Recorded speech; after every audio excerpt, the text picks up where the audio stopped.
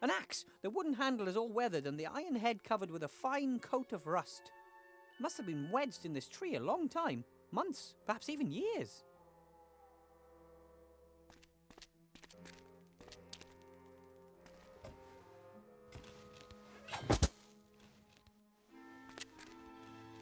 The blade is still shiny and looks reasonably sharp. The tree has kept it from rusting.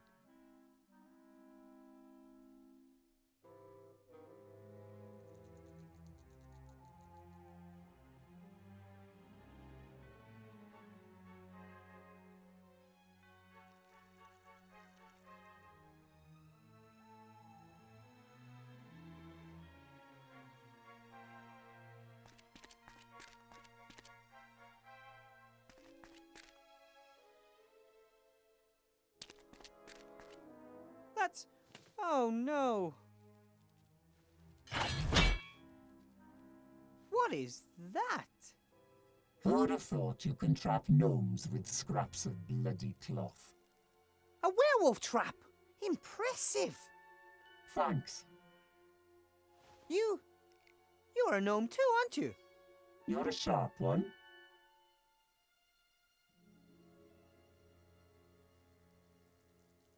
I haven't found much in the way of traces. You have any better luck? Some werewolf tracks and footprints made by a heavy person coming from the direction of the cliffs. Those must be Esther's tracks. They disappeared in the undergrowth. No traces of a knight, a headless horseman, or any other horrors. Perhaps they're ghosts? Exactly what I thought. Some kind of apparition. Someone is conjuring up all these ghostly figures to try and scare us. Then we mustn't be scared.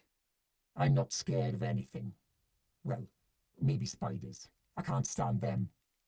How they sit there waiting and then suddenly run off and far too many legs.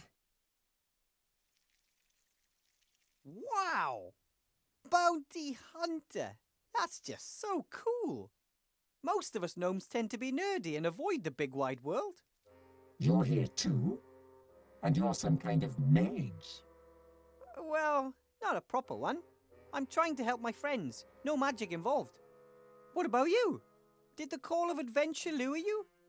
Gold. Oh, Not my dream job, hanging around in shady inns and taking on missions from greasy characters. As soon as I've gathered enough gold together, I'm going back to the caves, and will hopefully forget most of what I've experienced. clever trap. It got me, that's for sure. But you're not a werewolf. Razor-sharp senses, and teeth and claws to match. The cage won't keep him for long, and fighting the beast won't be much fun. Maybe it would be better if we carried on together. Then we can protect one another. You know what I mean? You shouldn't even be here. Go back to the village and wait there for 3 days. If I'm not back by then, leave the dark woods and don't look back. No way! I'm not leaving here without Timmy and Esther. Then at least scream loudly when the werewolf gets you, so I know where to look. I think that could be arranged. Yeah, enough talk. We have to find my friends. I have to track down a headless horseman, and I'll kill the werewolf. I haven't crossed that off my list yet. If I stumble across your friends in the process, fine. If not, so be it. Wilbur, What? my name. Wilbur Weathervane. And I'm worried about Timmy and Esther. I want them back undamaged. I'll see what I can do.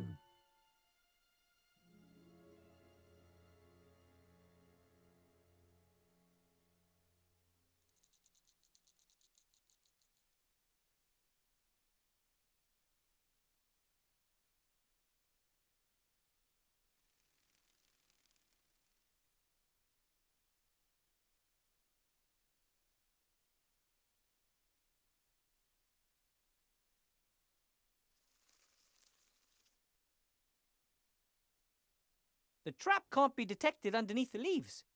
A good bit of gnome engineering, complicated and functional. More or less.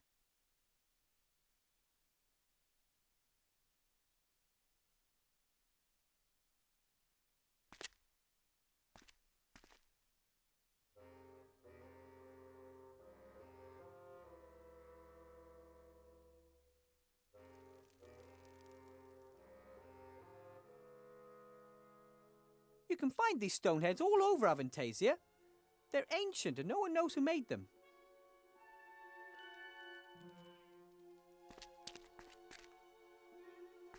Ah. There's something in the undergrowth here. Something big. I can't see what it is. It could be Esther. But it could just as easily be a werewolf or some other monster of the woods. I can't just stand in front of a bush and push the branches apart. What if there's a werewolf in there ready to attack?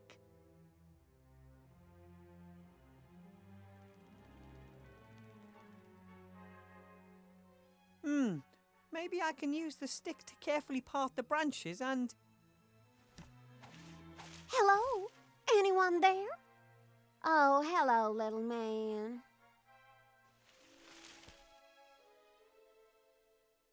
May I ask what you're doing here? You don't exactly look like a mushroom picker. Phew, glad to hear it.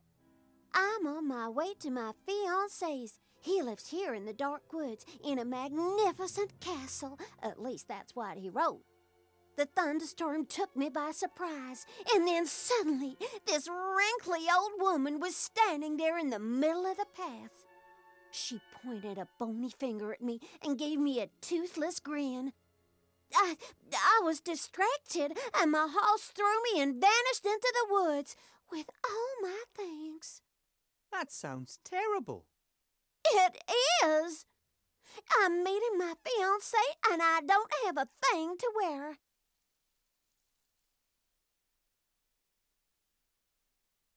The old woman on the path. Sounds like she could have been a witch. Yeah, right. She was so old and shriveled and ugly. I've never been so scared in all my life. Another enemy to deal with. Enemy? Are you wood pixies battling these creatures? Ahem, excuse me, I'm a gnome, not a pixie. And I come from the mountains. I would be very grateful never to see that face again. Hey, if you're a wood pixie and just pixieing around, then could you find the clothes I lost? I'll pay you. We'll see. I'm Wilbur. Have you by any chance seen a female zombie, a rat, a knight, a werewolf, or a headless horseman anywhere in the woods? Oh, Lord. No, definitely not. Or more like, happily not. Do you know the way to the castle? Could you maybe take me with you? I don't know the way. Laddie wrote me saying I should find a guide in the village. The way through the mountains is very dangerous. Vladdy, your fiancé? The Count. So, what's he like? Oh, he's a darling. Very rich and very old. I can't wait to meet him in person. So, you're engaged to him, but you've never met him? Why hesitate and risk someone else snapping him away from me? It's too dangerous here in the woods. Come on, I'll take you to the village. Uh-huh. Which way? This way. Or, wait a minute. No. This way. Or, bloody hell, just follow me.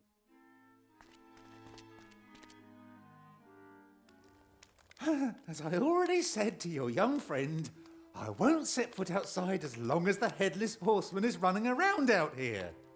Then just send word to the castle asking Vladdy to pick me up from here. Oh, I wouldn't know how. I'm afraid you'll have to wait until the bounty hunter comes back with good news. Be my guest. Make yourself at home.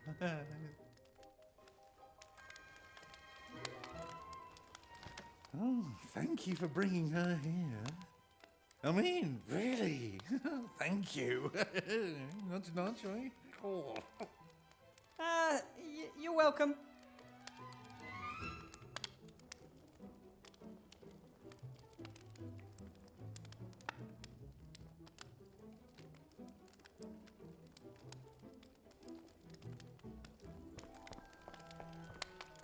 I wonder why he just doesn't move away. What's keeping him here?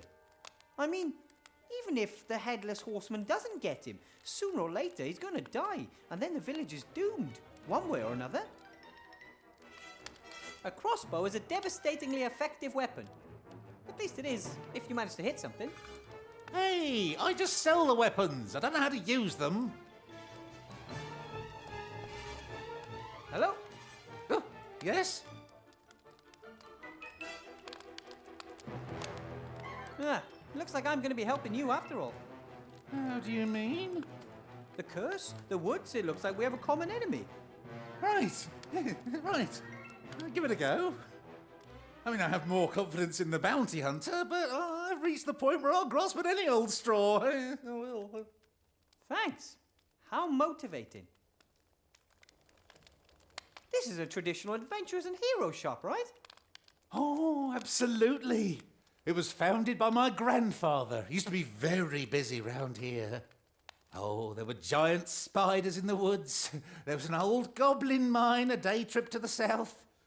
In the heyday of hero tourism, we were even thinking of building a sewer system. We sell armour, weapons, elixirs, provisions, ice arrows, antidotes, anything you need. And you can pay with spider legs, goblin ears, things like that. And what do you do with those?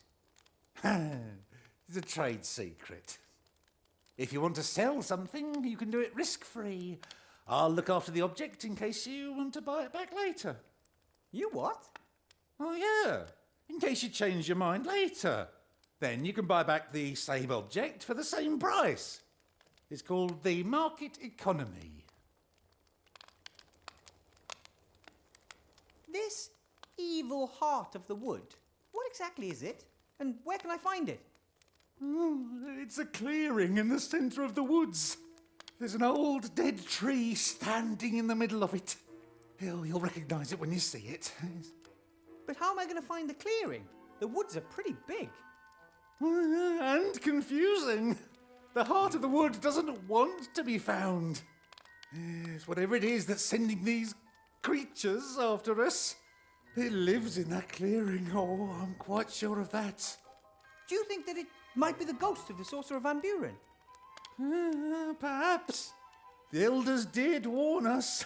They said you should never mess with the sorcerer. They were scared and whispered of dreadful dangers. Oh, if only we'd listened to them. Oh, yeah. Couldn't your device help me find the heart of the wood? Doesn't it detect ghosts and stuff? Ah, I see. You're saying that nothing around here radiates more psychokinetic energy than the heart of the wood. You might be right. You should get yourself a PKE. I was hoping you could give me yours. My detector? Never! It's my PKE. It's never let me down.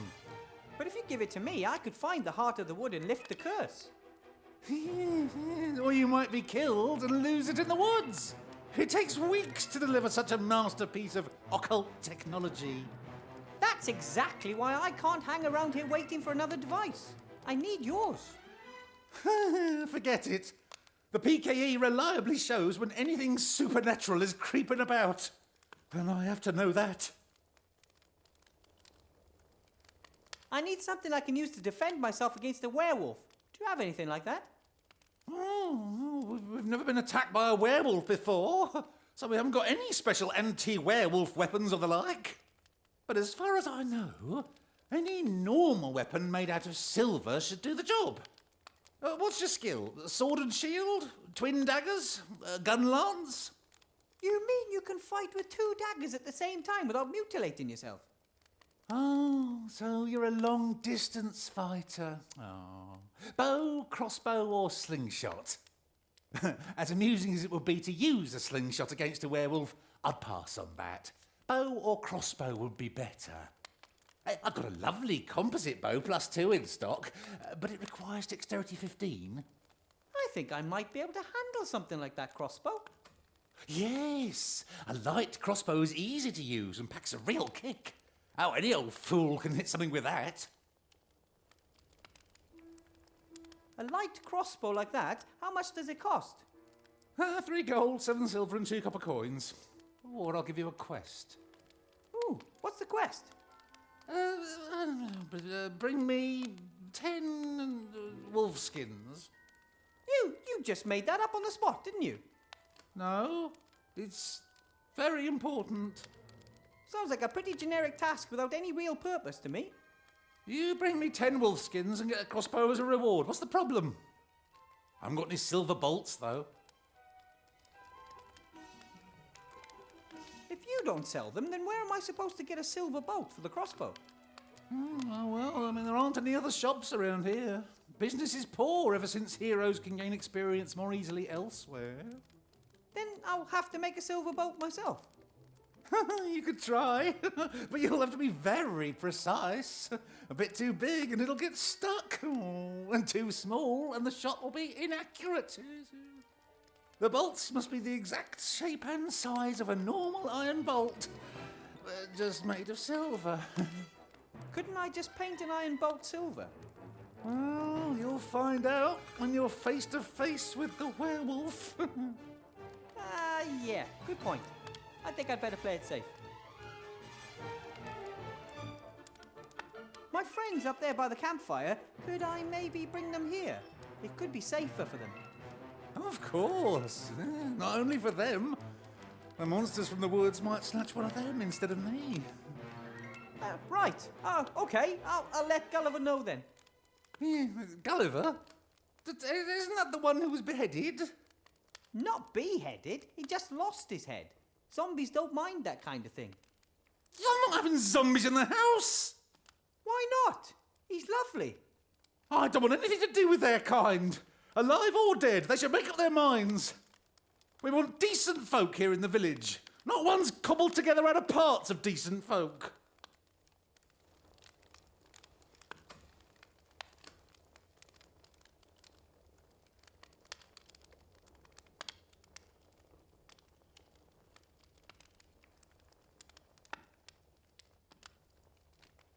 See you again sometime. I hope so. I really do.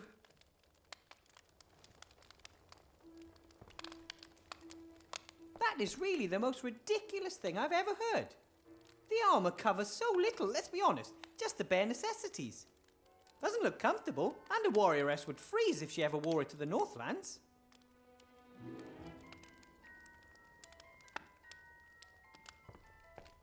Hello. Well, looky here if it isn't my knight in shining armor and accomplished guide. It didn't take us that long to get out of the woods. You should try it in high heels.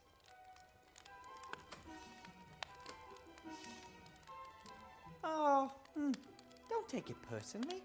The mayor didn't want to take me up to the castle either.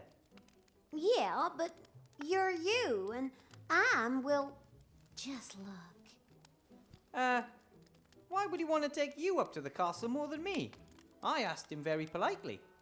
We're wasting our time.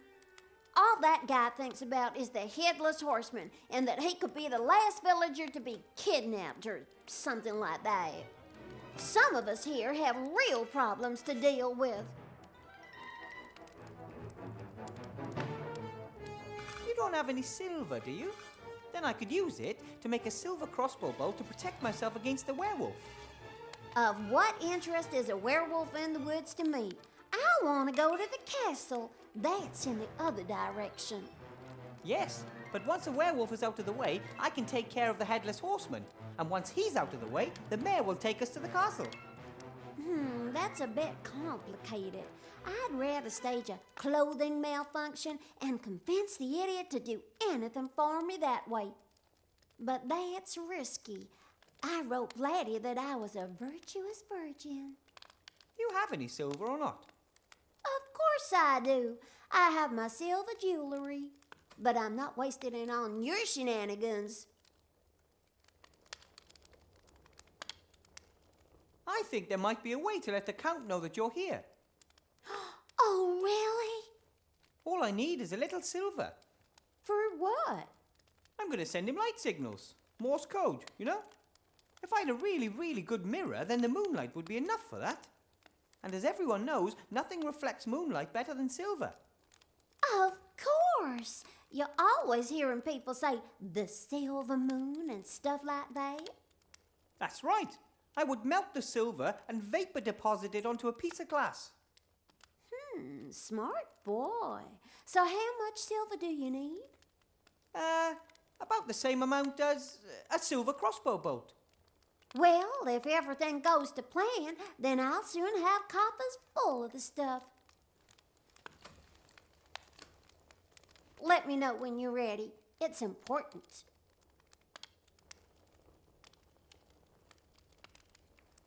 As luck would have it, I just saw some armor for female fighters. Yeah, I saw that too. Do you think Flatty would like it? No idea. It wouldn't stop a hail of arrows, I'll tell you that. Hail of arrows? That thing isn't intended for battle. You got that right. One broad axe to the leg and it'd be game over. A lady don't go near arrows or axes. She has others fight for her. And this kind of armor would help it along a ways. But what if a young lady really does want to fight? Doesn't she deserve a proper set of armor?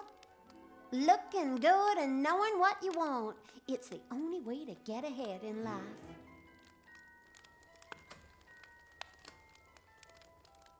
That wolf skin you have there, could you give it to me? What? Get your own. But I need it. No, actually, I need 10. But what about me? I'm supposed to freeze just 'cause you need a fur? That wolf skin you have there, could you give it to me? What? But I need... But, I have to go. Save my friends. See you. a hot cocoa. That'd do fine.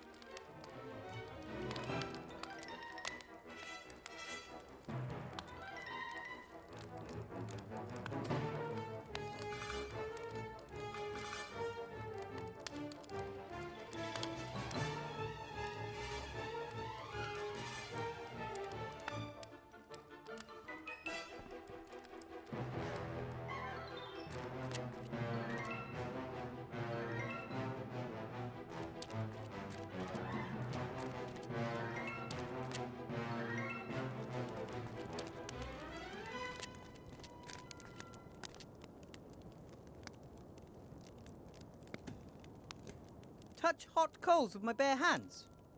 I'd need a really, really good reason to do that.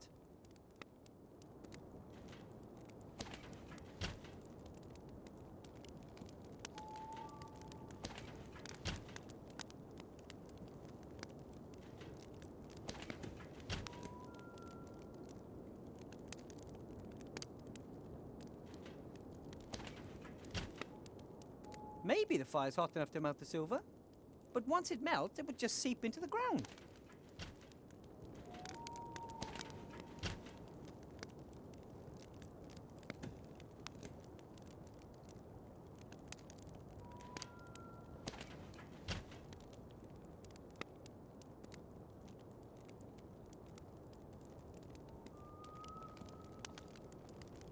Gulliver, Wilbur, how can we help?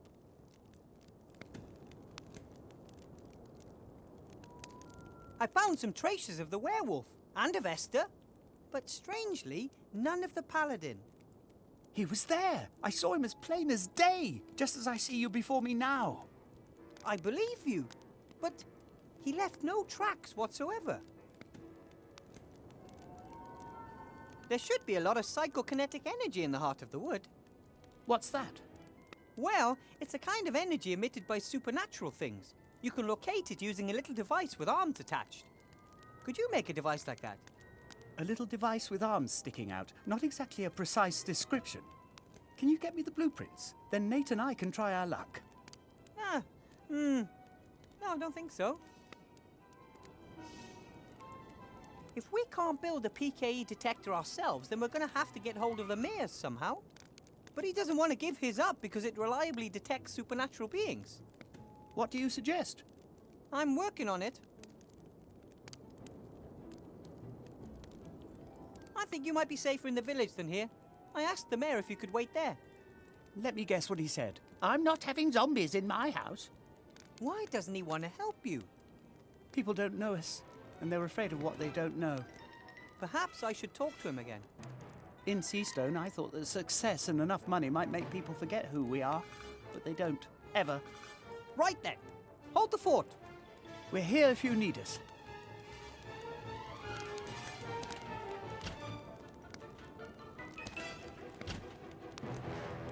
Nate has tried time and time again to cheer Timmy up the last few days. He even managed it occasionally, but Timmy always crept back into Esther's coat pocket. Esther looked after Timmy with such kindness. Ever since Remy's death, he has been quite changed. He was always so adventurous before. After we left Seastone, he spent most of the time tucked away in Esther's coat pocket. Even the slightest sound made him jump. And now, monsters and werewolves, oh, poor fellow. The wool blanket is old and has been darned several times. I'm sure it came from the rubbish heap under Seastone. Still, it'll keep you warm and won't go all kaflooey.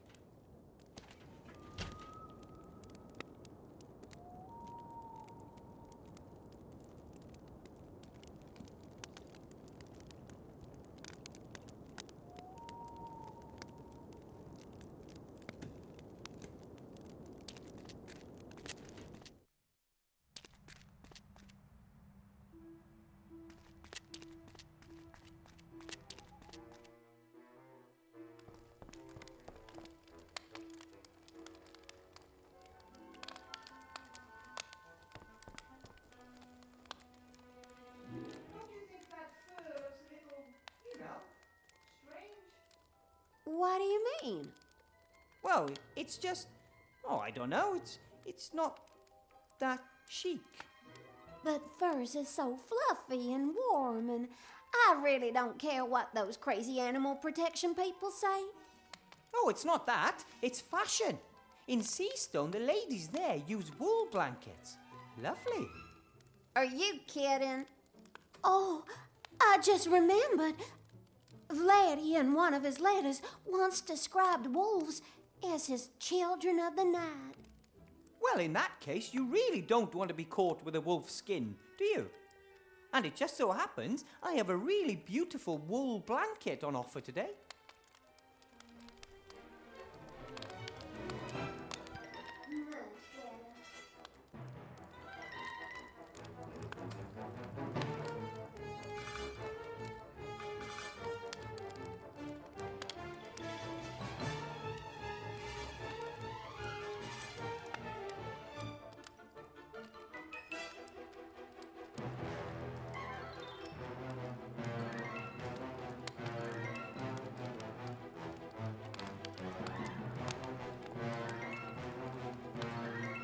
Look, a wolf skin.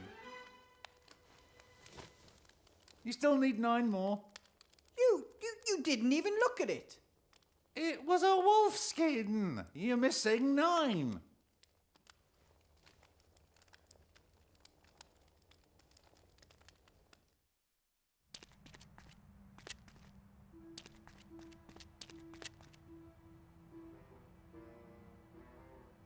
The craftsman must have left the house years ago. He'd be a busy man in the village these days.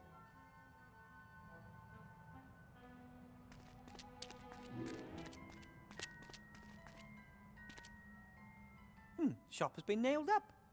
I'm sure that a few little wooden planks like that wouldn't stop a headless horseman or a werewolf.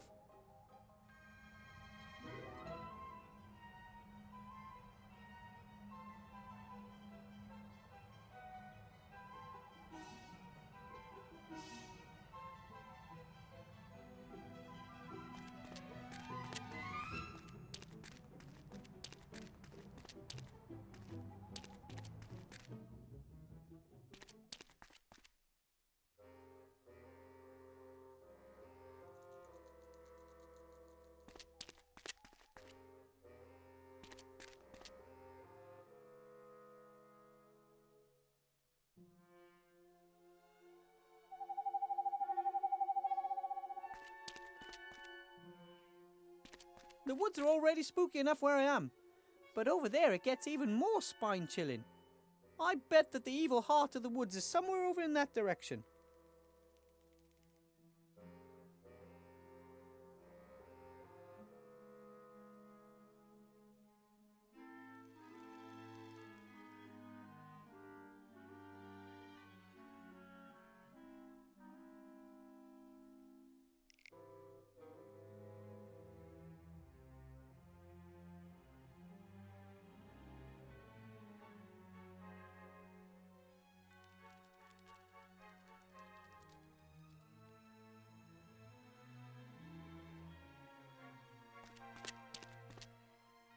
If the monsters caught Timmy and Esther, then that's probably where they would have been taken. Whew. Get on with it, Wilbur. Yes, at least the werewolf seems to be there. That's good.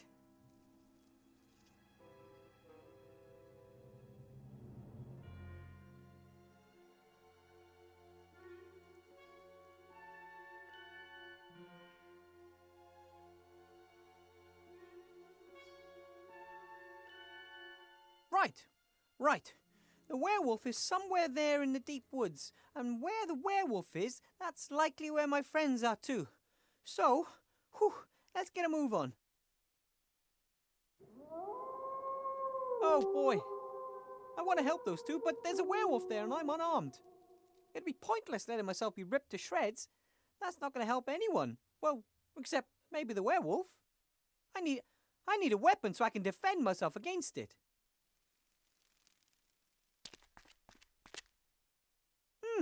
So the woods weren't just a source of wood for the villagers, they also dug clay there. Hard to say what destroyed the kiln, and when. Could have been time, wind and rain, but it could just as easily have been animals or other things.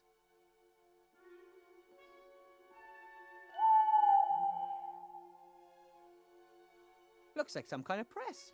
If I had to guess, I'd say it was used to press clay bricks into shape.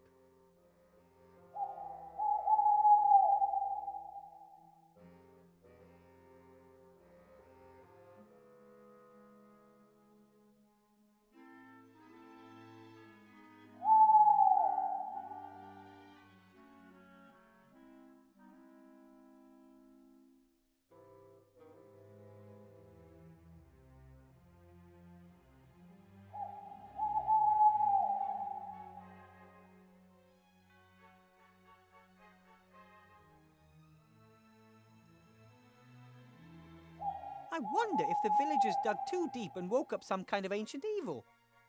If so, the ancient evil must have been sleeping very close to the surface.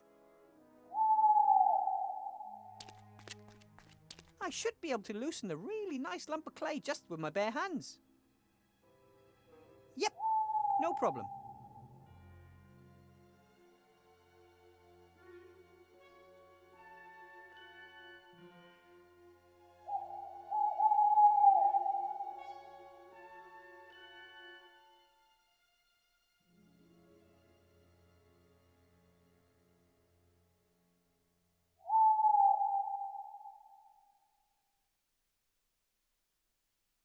My guess is that the bricks were once fired right here in the woods. Makes complete sense. Not only is there lots of firewood here, the clay is also very moist and loses a lot of weight during firing. Why would you drag all that water into the village just to let it evaporate there?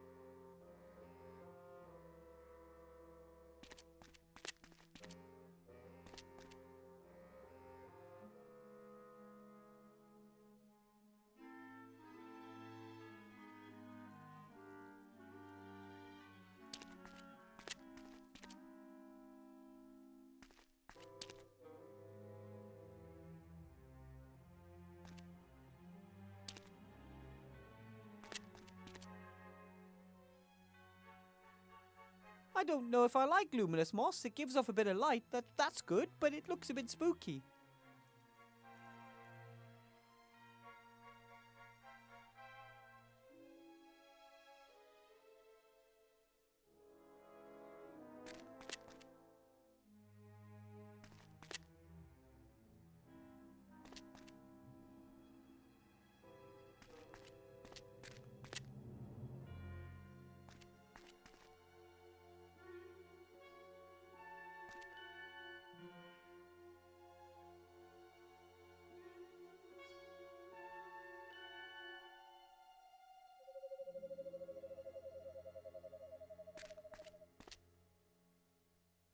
That's Timmy's scarf. It's torn.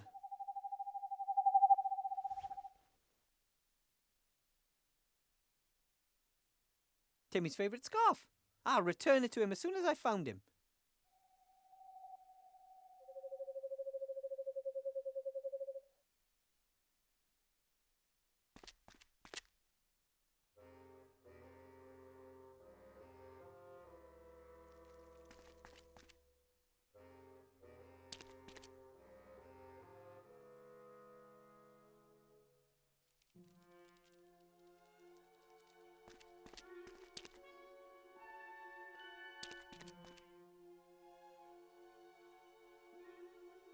The bounty hunter hasn't deactivated the trap, probably hoping for a chance capture. I should stay clear of it. It could be a long time before someone comes to rescue me this time.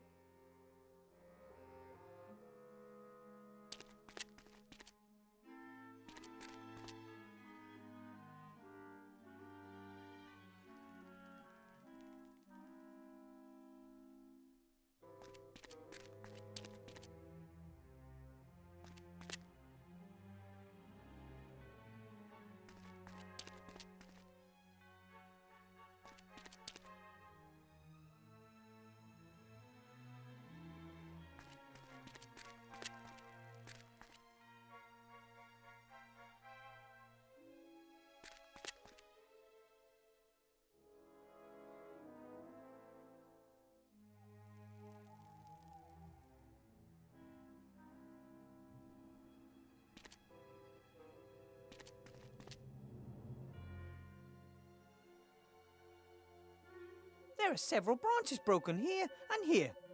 Oh boy, a few bits of fur. They look exactly the same as those up by the campfire.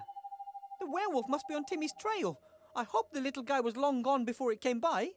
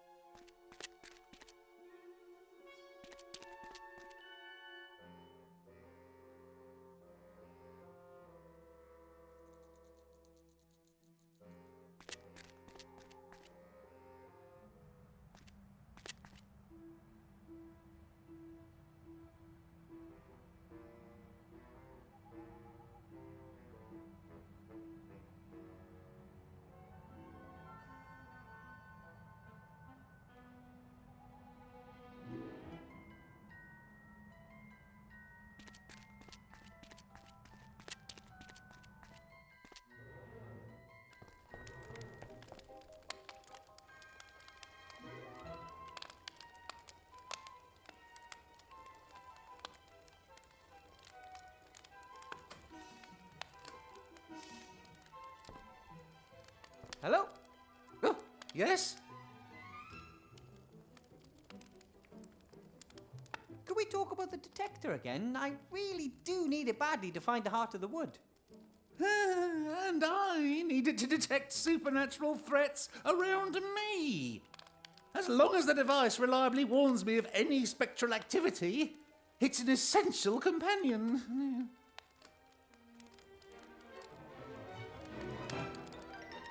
Do you really need 9 more skins? I mean, you weren't even interested in the first one. The quest is 10 wolf skins for a light crossbow. 1 skin has been handed over, 9 are still needed. If it'll make it more fun for you, I can think up a story about why I need them. You don't happen to sell wolf skins, do you? Oh, sure, yes. 1 wolf skin for, 3 harpy feathers. Ah, forget it. See you again sometime. I hope so. I really do. Nah, I better let her stew.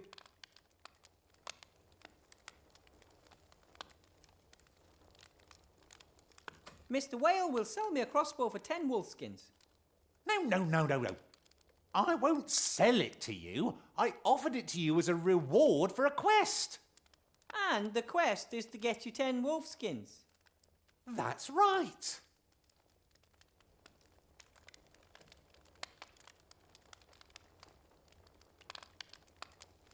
The shelves seem to be some kind of catch-all for things even the most optimistic shop owner couldn't hope to sell quickly. If I had more time, I'd love to rummage. I love this kind of stuff.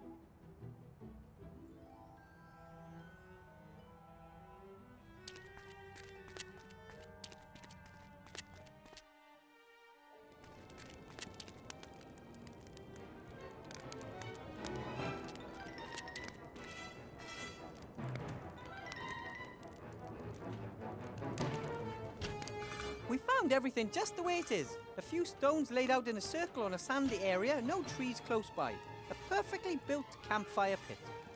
Then again, what does it say about a village when travellers would rather stay outside the village and rent a room there?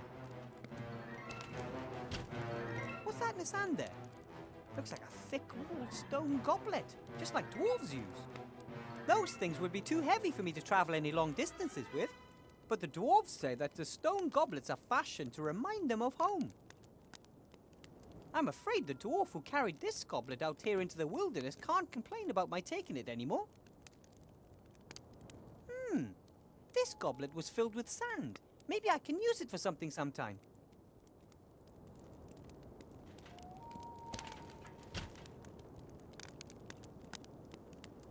The goblet is almost full to the brim with silver jewellery. Didn't look much to begin with.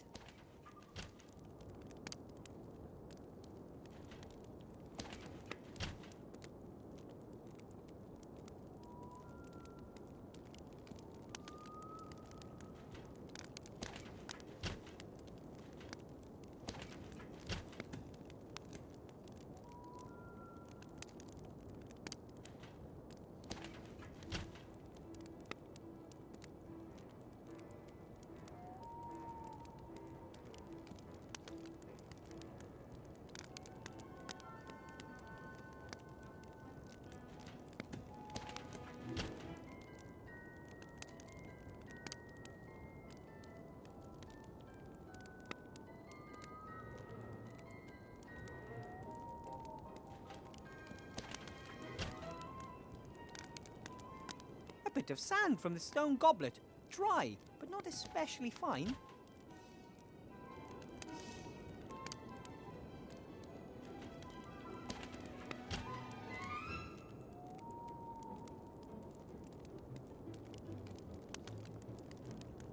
Let's see what happens. Ah! Hot! In fact, it's hot enough to melt the silver in the goblet.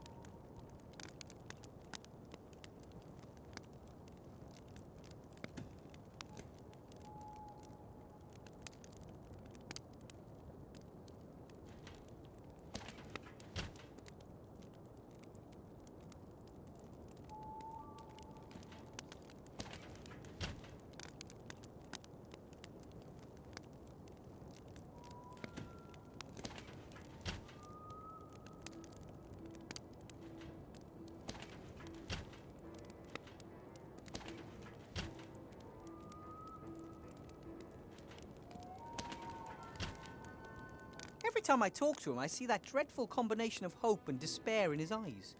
I won't do that any more than absolutely necessary.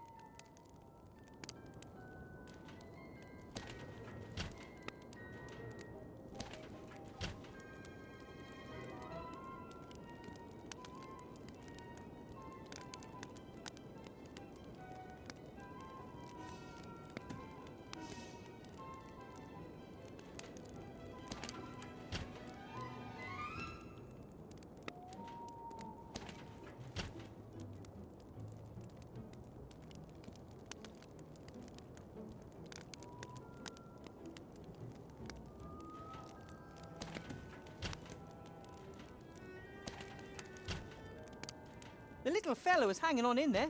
I'm sure he's trying to work out a way to help me. If you could look into that head of his, I'm sure you'd see little cogs whirring around like crazy.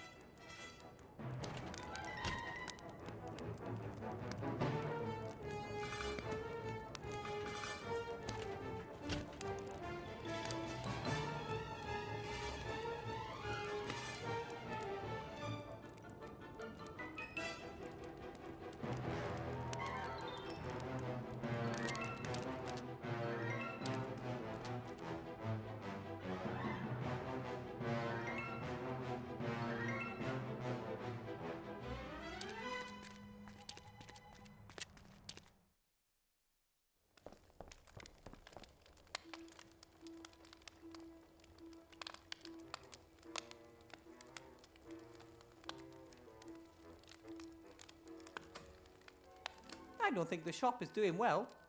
Sure, a motley selection of armor, weaponry, food, and magic posters always tends to work.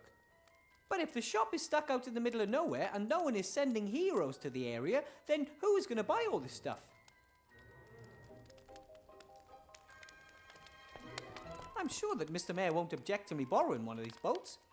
Hey, let's face it, he does seem to be firing them all over the place.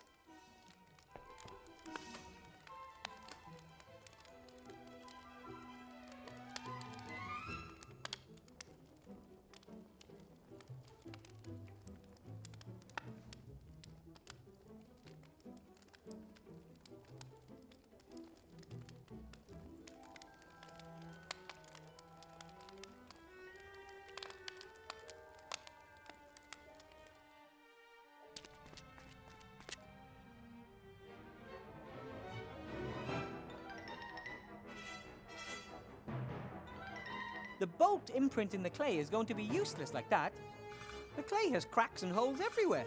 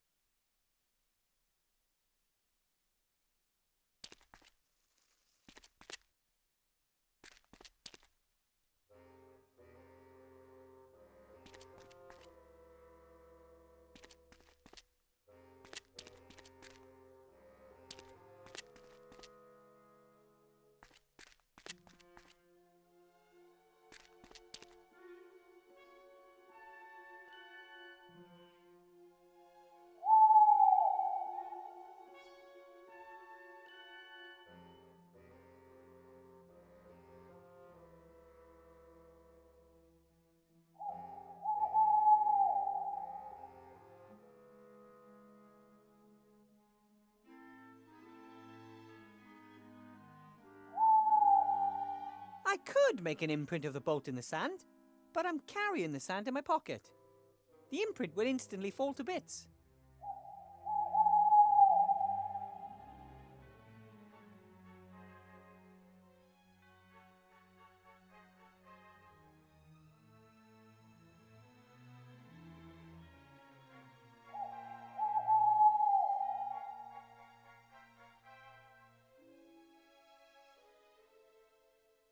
The hinge is rusted through. Forcing the press might make it break. I'd better repair it first.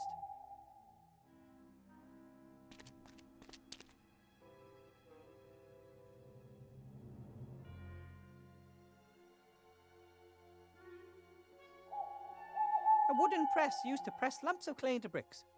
At least that's what it was built for. Presumably you could use it to press other things if it wasn't broken.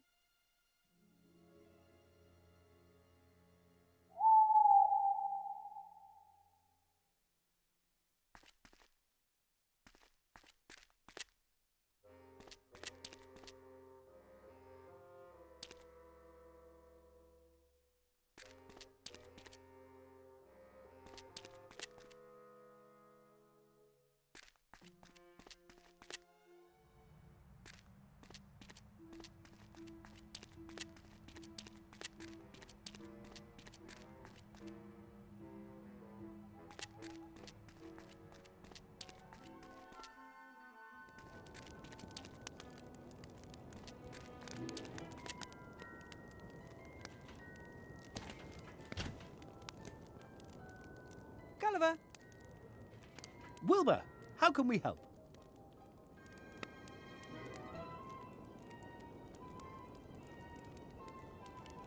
Could you maybe repair this press, Gulliver? Nate, that's a job for you, isn't it? The boy has long overtaken his old man when it comes to repairs. What? That's it? Wow, you're quick. Right then, hold the fort. We're here if you need us.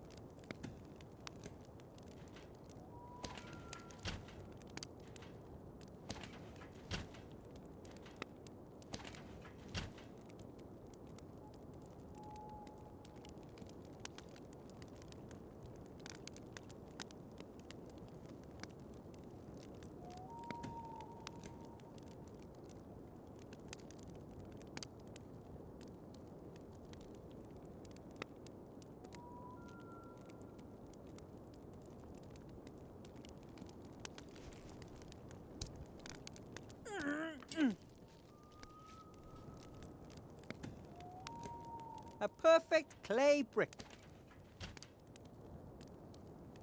I've pressed the clay into a brick. If I were to fire it now and repeat the process a few hundred times, I'd be able to build myself a house with them. Just not sure why I'd want to do that. There's plenty of empty houses here as it is.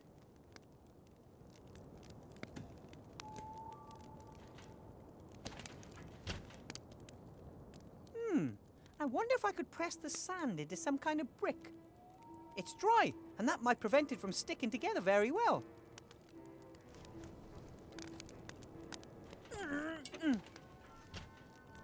It worked! The sand has formed a pretty solid block.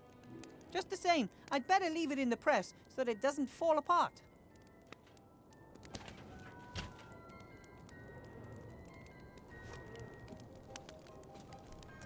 A very good mold of the boat. I can't see any difference from the original. This is the moment of truth. Nate, can you carefully pour the molten silver into the sand mold without burning your robot hand things? Be careful. Very, very careful. Brilliant. Well done. There was just enough silver.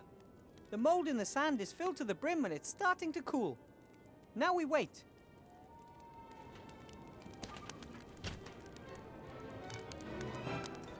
Perfect!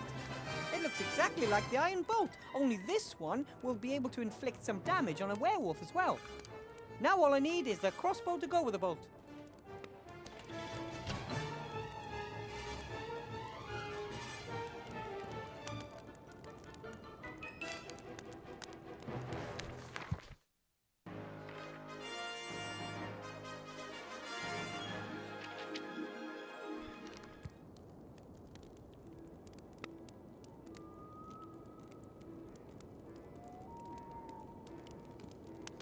Every time I talk to him, I see that dreadful combination of hope and despair in his eyes. I won't do that any more than absolutely necessary. Nate has tried time and time again to cheer Timmy up the last few days. He even managed it occasionally, but Timmy always crept back into Esther's coat pocket.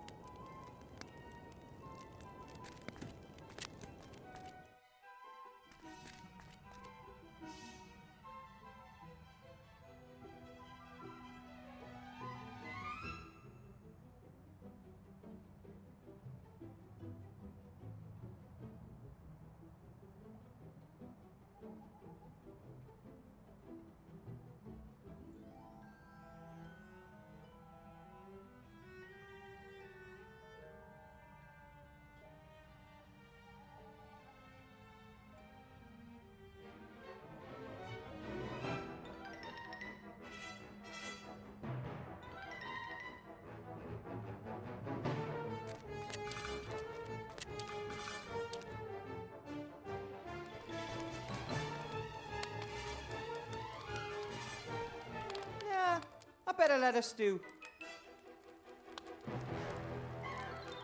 Hello? Oh, yes?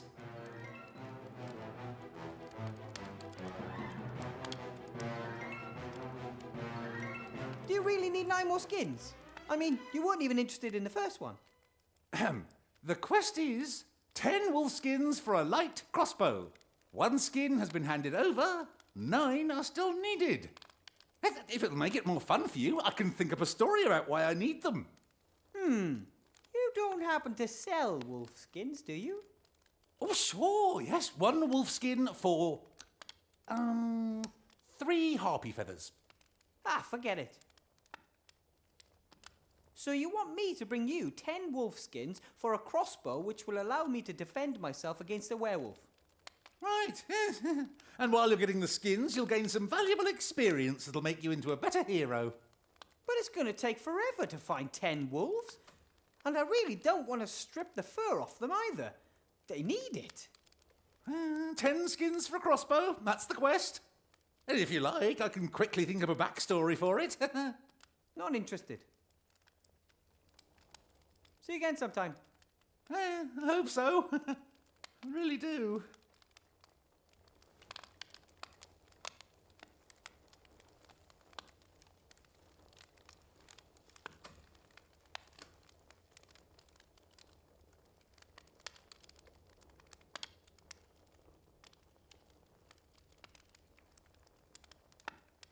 The shelves seem to be some kind of catch-all for things even the most optimistic shop owner couldn't hope to sell quickly.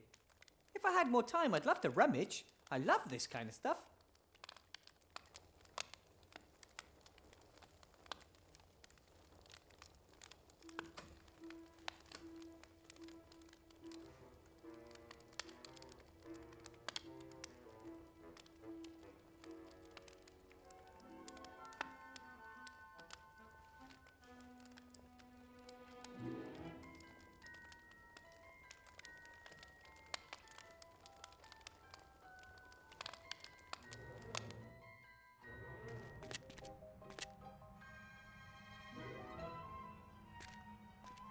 I can't reach the knot tying the wash line to the house. I can reach the knot with a stick, no problem. I just can't undo it.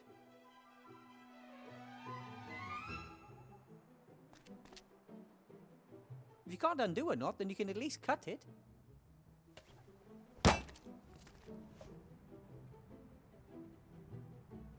That's it.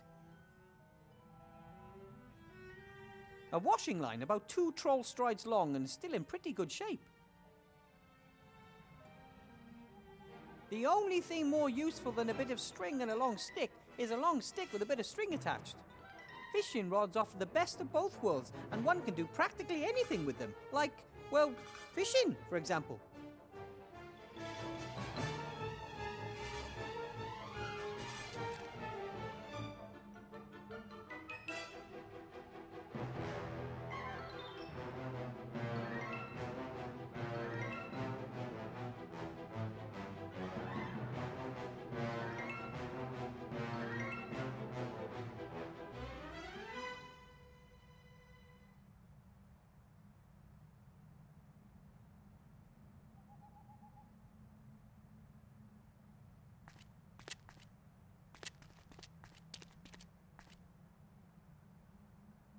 Shop has been nailed up. I'm sure that a few little wooden planks like that wouldn't stop a headless horseman or a werewolf.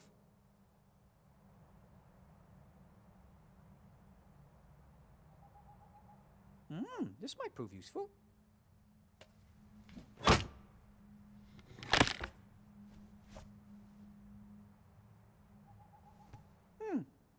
I can't see anything. The wolf skin is lying right in front of the hole.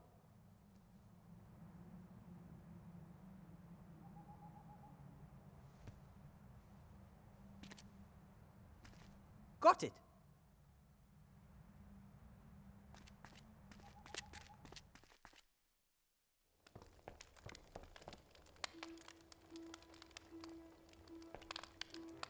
I've got another wolf skin for you. Different one. Oh, fantastic! You just need 8 more. But of course. Back in a minute.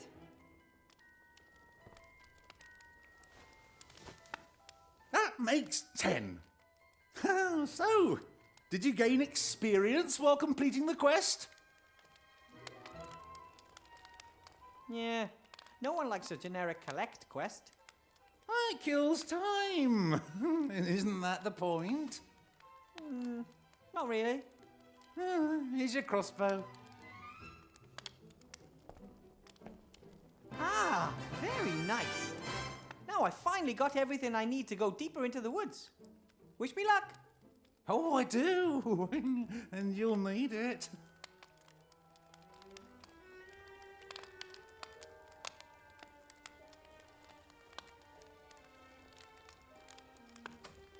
The silver boat fits perfectly into the crossbow. I'll arm the crossbow once things get serious. I don't want to be running around the place with a loaded weapon.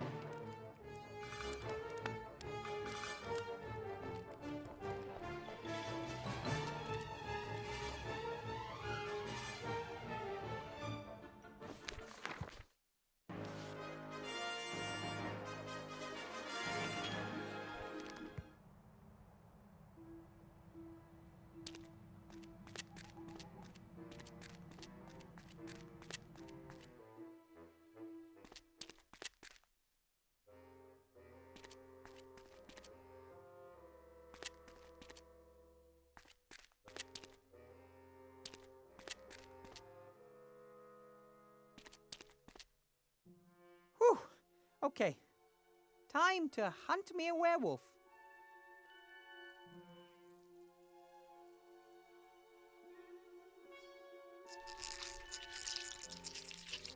No!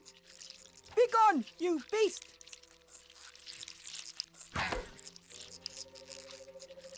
That was pretty easy. Everything okay? Has she gone? I drove it away, and I thought that I hadn't hit it. She surprised me. I hate spiders. Everything's fine. The danger's past. At least as long as the werewolf doesn't...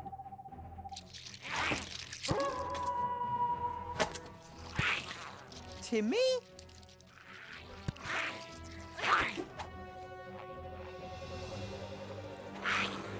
Don't! Are you crazy? I would have got him.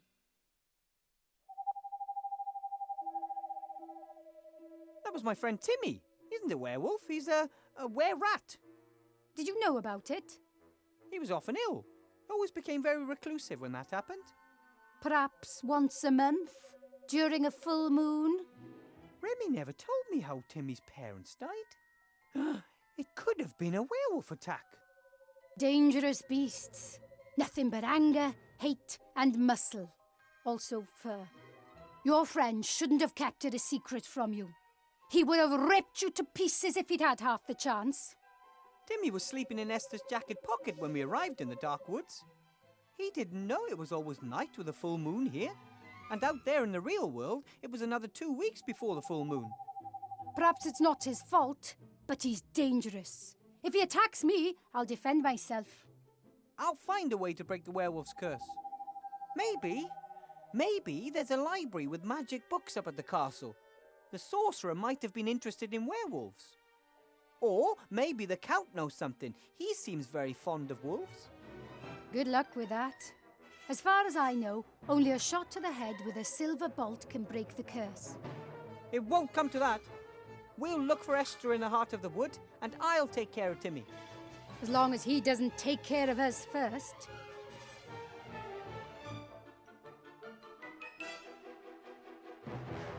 Why does a girl like you decide to become a bounty hunter? What do you mean, a girl like me? Most gnome girls I know wouldn't choose such a dangerous career. Yeah? Well, they'd rather be engineers, mechanics, or technicians. But what if I'm not interested in all that girly stuff?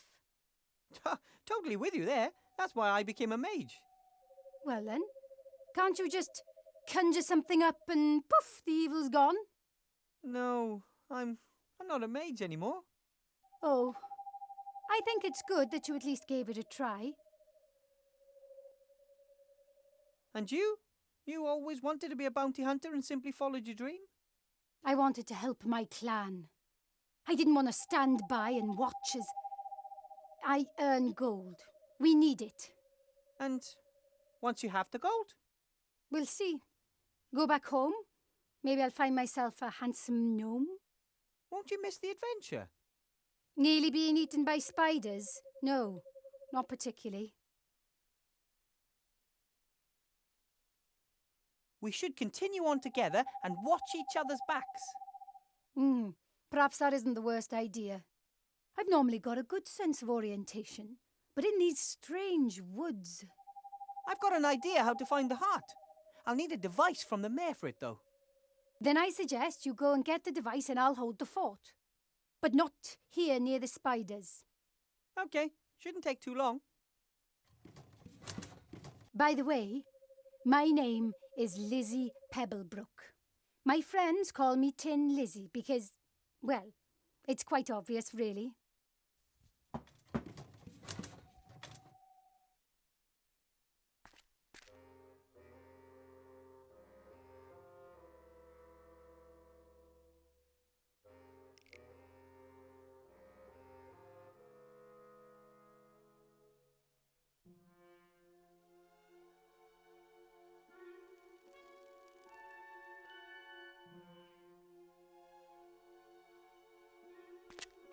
Lizzie's very brave.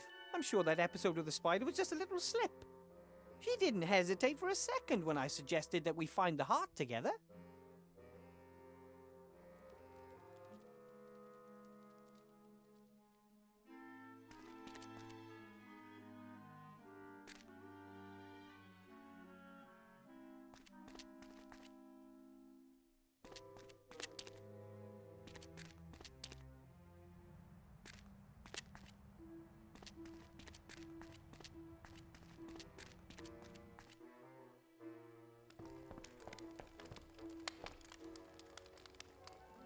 Hello?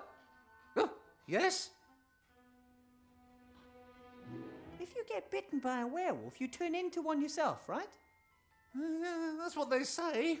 It's called the werewolf curse. Do you know how to lift that kind of curse? Oh, there are lots of normal wolves around here, especially near the castle. But werewolves? Well, none have ever strayed into our region. That's why I don't know much about them. See you again sometime. I hope so. I really do.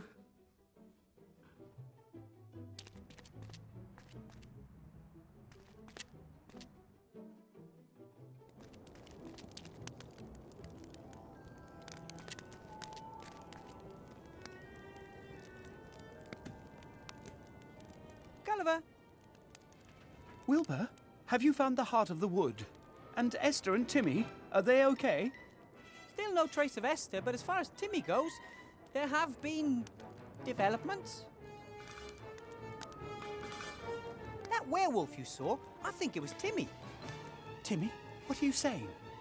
I met him in the woods. He's a weird rat. You mean Timmy's been bitten by a werewolf? Not tonight. Presumably some time ago. He was in Esther's coat pocket when we got to the dark woods. It's always night here, and always a full moon. And when my fluffy kitten was frightened by the paladin? He must have fallen out of the pocket. He saw the full moon, and poof, changed. And you said it's always a full moon here. Ah, that's right. We have to find a way to lift the curse. Or we have to somehow get Timmy out of the dark woods. Right then. Hold the fort. We're here if you need us.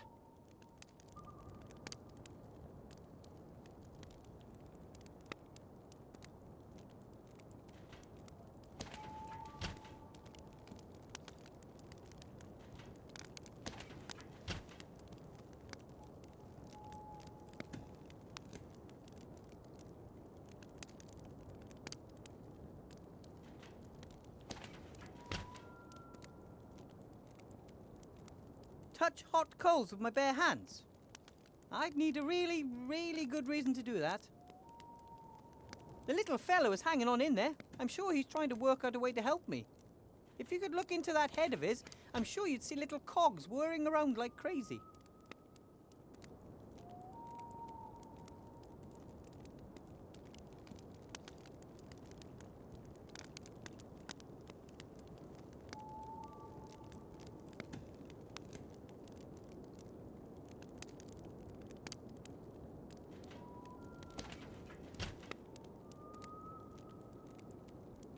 The bedsheet could make the great beginnings of a ghost costume. The bedsheet could make the great beginnings of a ghost costume.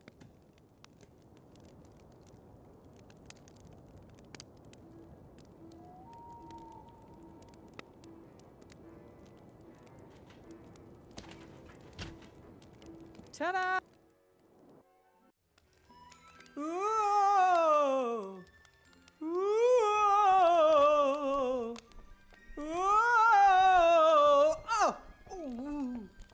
What are you doing? I am the ghost of the wood. Haven't we got enough real spooks around here? Do you have to dress up like one too? I don't know what you're talking about. Ooh. I can see your feet. And is that my bedsheet? You haven't settled the ghost of the wood, but I will return. Ooh.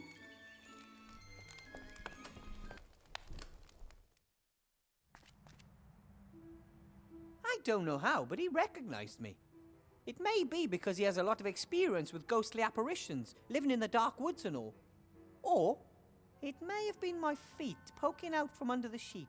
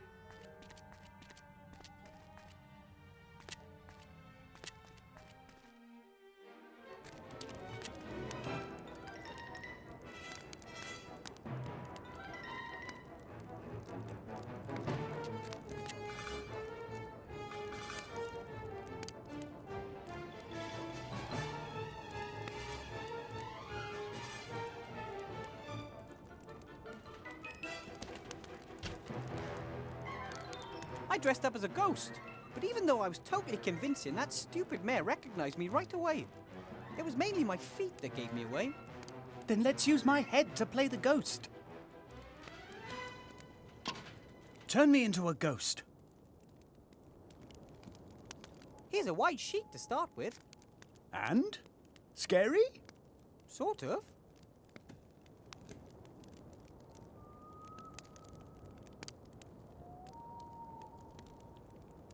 Gulliver, Yes?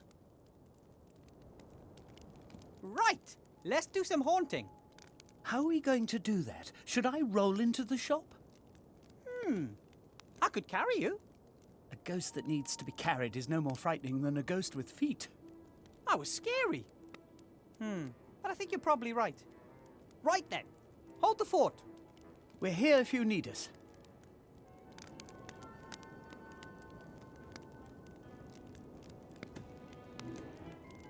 I've come up with an idea on how we can get you to fly. Really? Yes. I don't want to go into detail, but let's just say there's something to do with this homemade fishing rod. I see. Tie it up.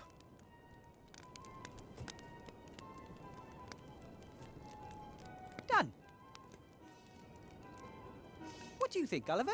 Is it time to give the mare a bit of a fright? We can at least give it a go.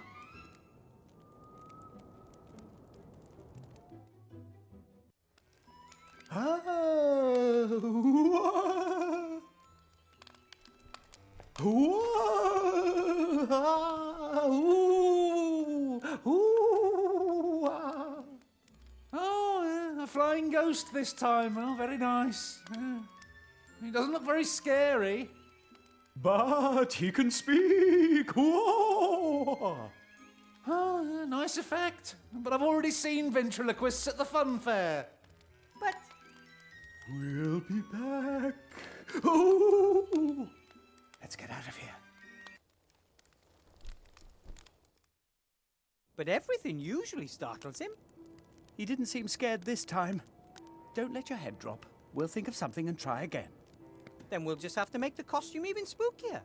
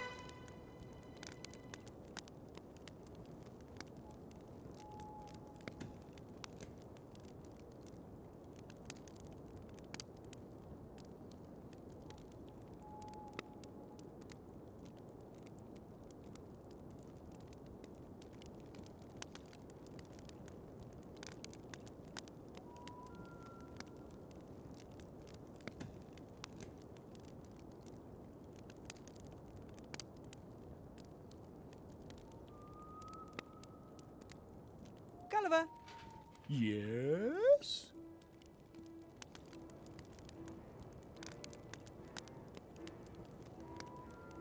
Right then. Hold the fort. We're here if you need us.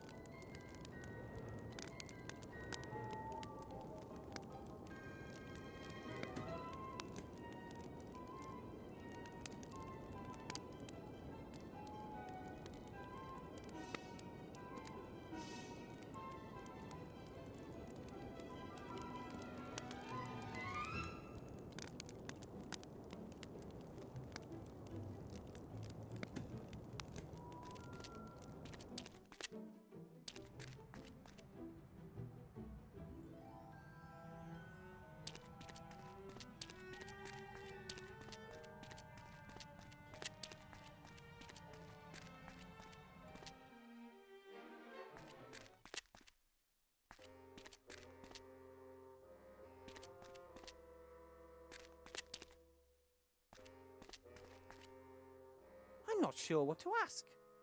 I think I'll simply gaze at her for a while. I'm going to concentrate on the task at hand.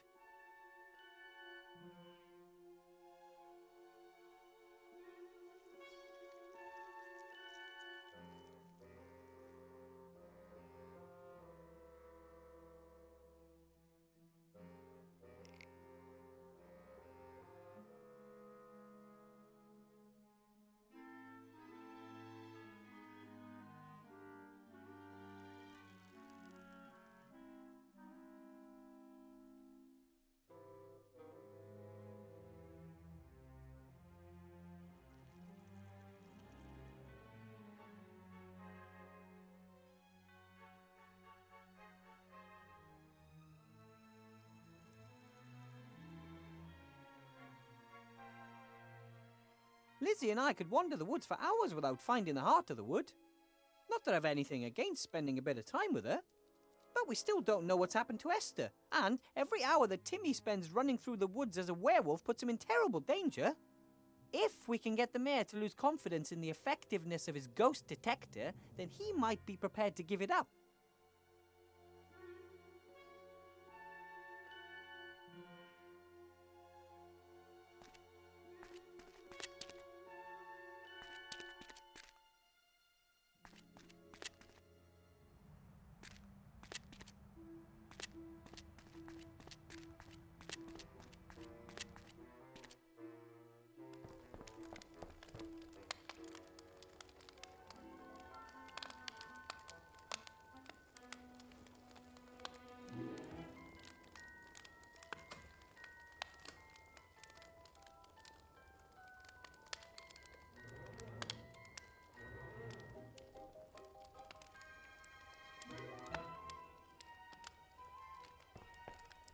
I'm not sure what I should ask him just now.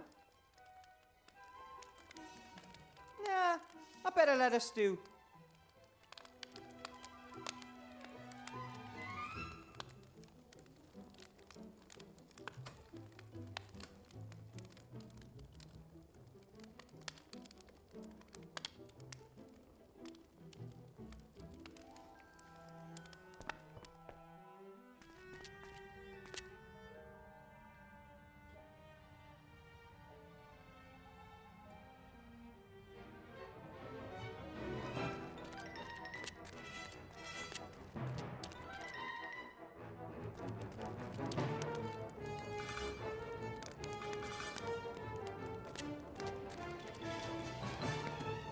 The clay is very moist.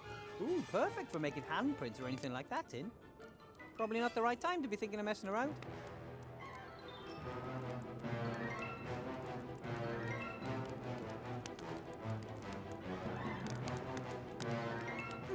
Oliver, I'm just thinking if we could get our ghosts to glow using a couple of hot pieces of coal.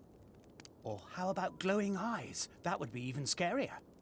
Great idea. Then all we need is some kind of holder for them. And we'll need to be very careful. Those coals are very hot. Oh, right. Here, hold these. Don't lose them. Here. Nate, give me 2 pieces of coal. Red glowing ones from down at the bottom, if possible.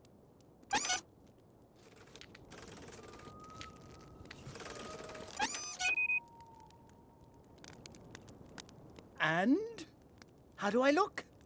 That is really spooky, and also just a touch revolting. That's how it should be.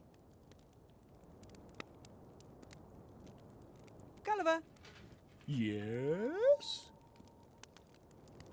this time we'll do it. Let's spook! Oh, whoa! Ooh, whoa! Wow! Oh, that looks really scary. Well done. Aha! Then you should use your PKE and see what it says. I don't need it. I know there's nothing supernatural at work here. How do you know that? Well, for one, I can see the string you're using to hold up the ball or whatever it is. And I can see you. I'm even speaking to you. Ah, okay. I'll give you that one. Wilbur? But the eyes look great. And the voice is good too. How do you manage to make it sound as if it came from the ghost? Why do I smell burning? That voice isn't coming from me. It's coming from... Fire! Fire!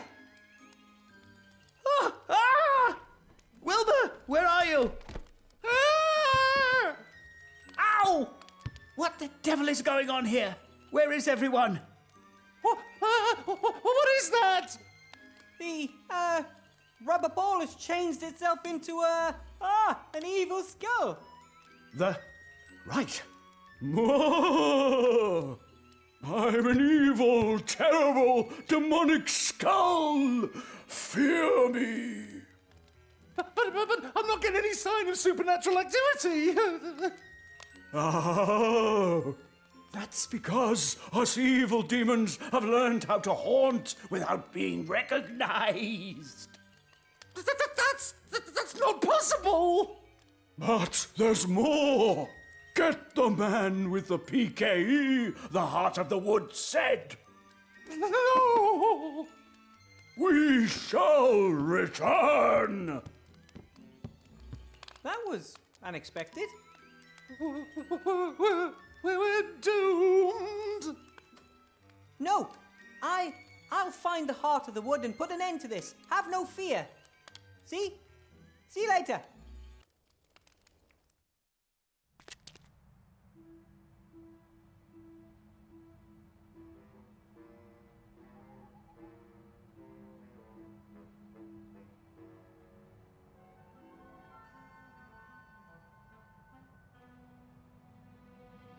Those are Gulliver's eyes.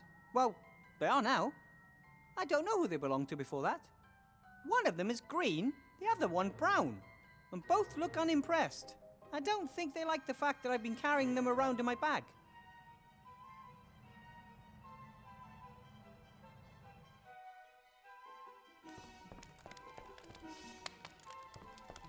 I'm not sure what I should ask him just now.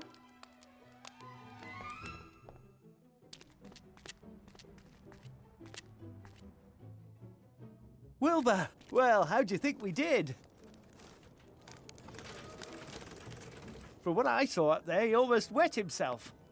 And that would have made me feel even more guilty. I wish we didn't have to scare him that badly. All for a good cause.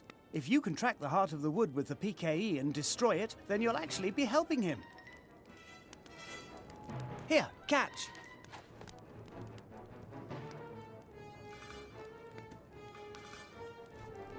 Try it out, and good luck. Here are your eyes.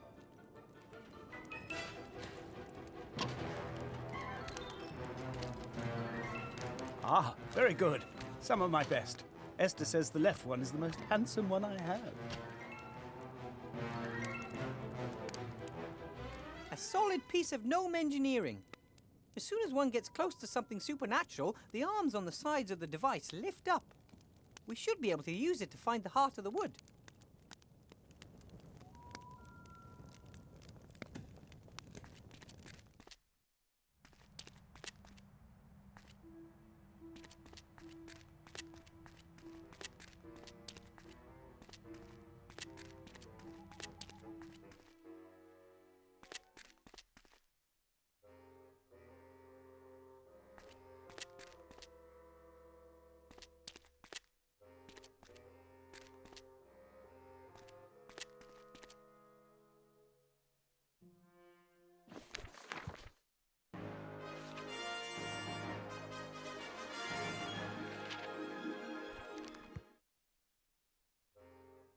Hi, Lizzie.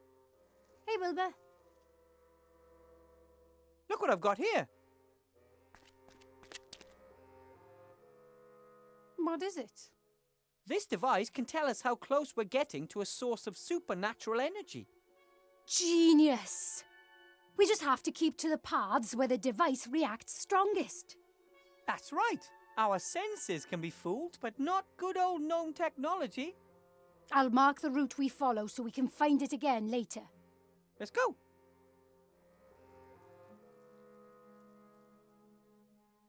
I think this thing is just leading us round in circles.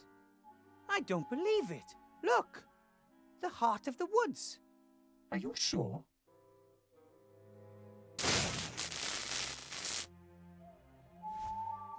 Pretty much. Yep. We have to be prepared for anything. Headless horsemen, paladins, witches, spiders. There could be a whole army waiting for us in there. Ladies first.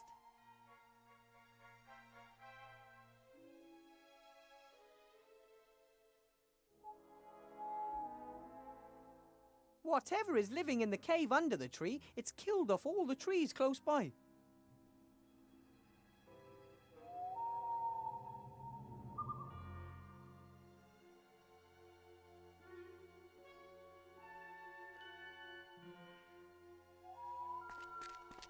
Well, okay then. I'll lead.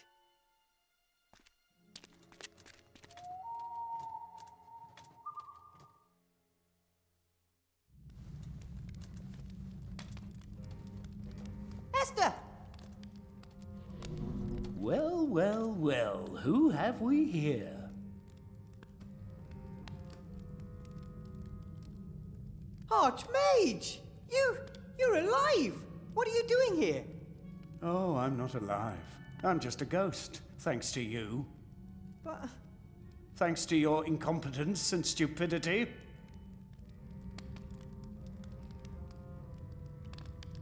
Enough! You're not the Archmage! Wilbur, how can you say such a thing? I was your friend, and you didn't prevent my death. Who are you really? Silence! Archmage Alistair and Remy were my friends! I forbid you to pretend they're here! Don't you understand, Wilbur? We relied on you and you have abused our trust. You disappointed us and you will disappoint Gulliver, Timmy and the others too. You're just a stupid little boy who makes everything worse. Rubbish. Don't listen to him, Wilbur. No, a spider. Yes! I will suck you dry! Stop! I know who you are! And...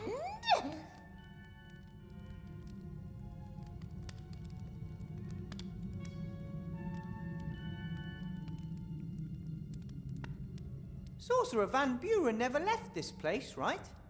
You're his ghost. Or you're the ghost of the wood woken by Van Buren. Yes, I'm the ghost of the sorcerer, and I'm the ghost of the woods. You can't stop me. You're both? I'm much more. Fear me. You're always whatever we're most afraid of.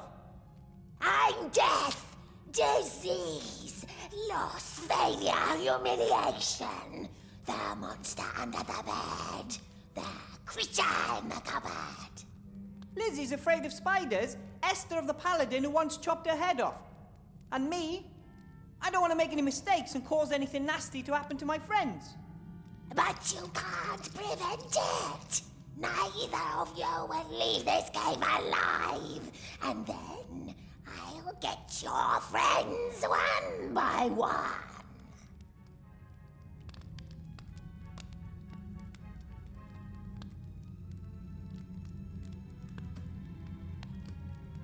You aren't real. Arrows and bolts just fly straight through you. Nothing can harm me. You're lost desperately. You only have power if we give it to you, right? No, I am real. I will kill your friend. Yeah? Go on then. I will sink my fangs into your skull.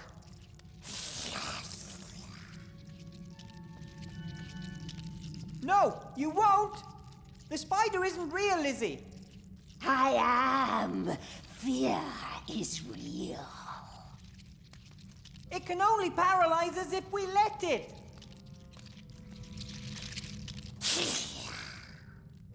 Why are you backing off? Are you gonna bite her or what? Yes. Why should I be scared of you if you can't do anything to me? But what if I can? You can't be sure. I'll take the risk. You can't destroy me. I'm always here. But we can control you.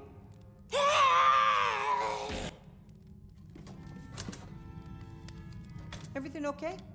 Yes, I'm all right now.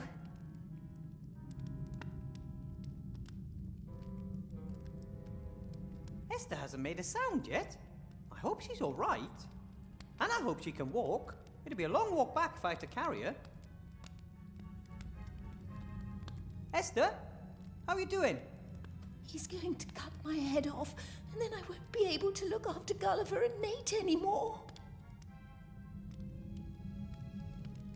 Don't worry, Esther. That thing is gone. It can't hurt you now. The paladin, he wants to chop my head off. Who's going to take care of both my boys then? Gulliver and Nate are fine. They're both waiting for you at the campfire. Yes, for now. But the paladin wants to chop my head off. And who'll take care of them if that happens? There is no paladin anymore. And there never was one in the first place. It was a kind of apparition sent to scare you. No, I definitely saw him. He is out to get my family. Look at me, Esther. There's no one here who wants to do you any harm. The ghost has disappeared. He has gone? It's gone, and it won't come back as long as you don't let it. He said that he was going to get Nate. As soon as he has chopped my head off, he was going to get my little boy. It won't come to that. I'll explain, but not here. Let's join Nate and Gulliver by the nice warm fire, okay? Yes, yes. Oh, thank you, Wilbur.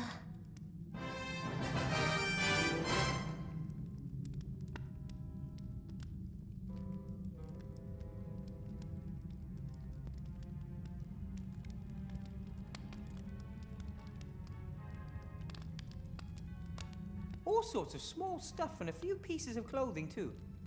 Yes, this thing fed off its victims' fear. It made them ill, perhaps even drove them mad.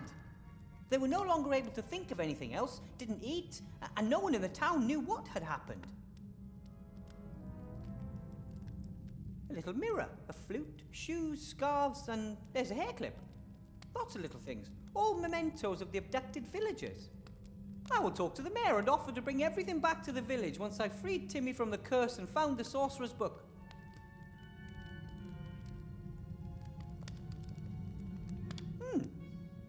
A man waving at the observer in a friendly manner. He's wearing a name tag. Looks like his name is Claus. I don't get it. Even though I spent quite a bit of time in Seastone, I don't know much about fish. I'm a child of the mountains. I'm pretty sure that this must be a dolphin, though, as it wants to play with a swimmer.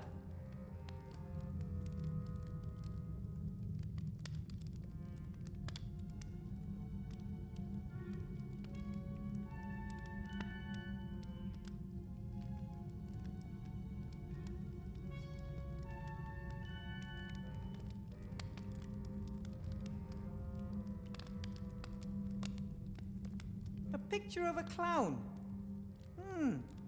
Funny.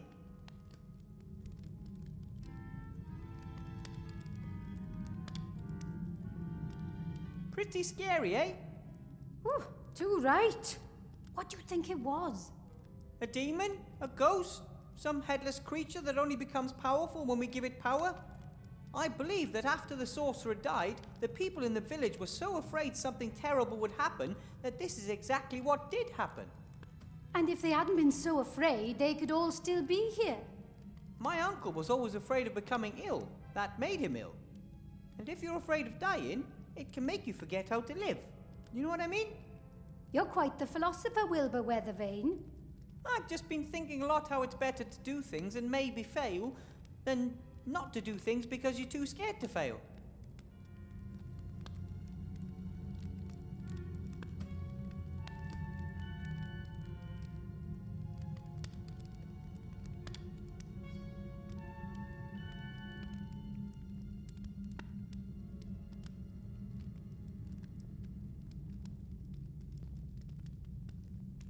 Someone once told me that dolphins weren't actually fish at all. They were actually birds, because they flew through the water with their wings, just like birds through the air. Might be something to that. I don't like it when you really have to think to get the meaning of art. What is this claw's picture trying to tell us? A sad clown is art, everyone knows that, but this one here looks pretty normal to me. As soon as she takes Gulliver and Nate into her arms and knows that everything is okay, she'll forget this cave in no time. What are you going to do once this is over? Will you help me find the sorcerer's book? That's your adventure. I've my own.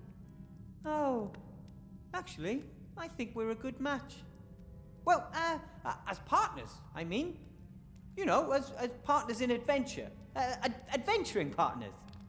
Oh, I think so too. Seastone in spring is supposed to be worth a visit. Yeah, about that. At the moment, it's a police state run by a complete nutcase. That could be lovely. It just depends on who you're with.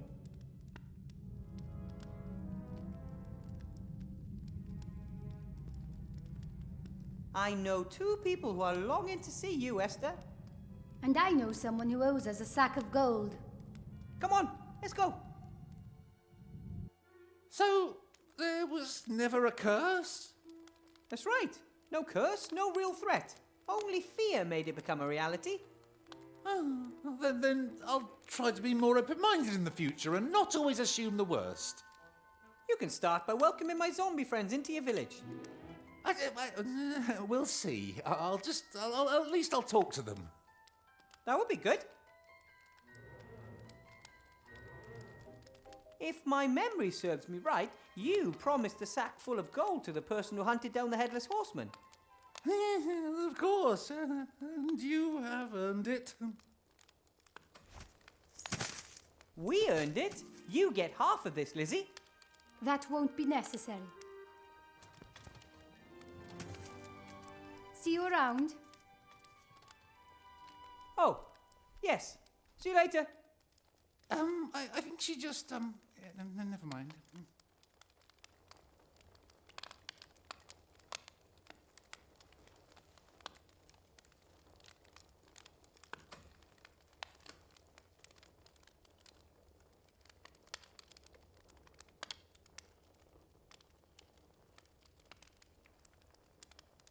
Why did fear show itself to you in the form of a headless horseman?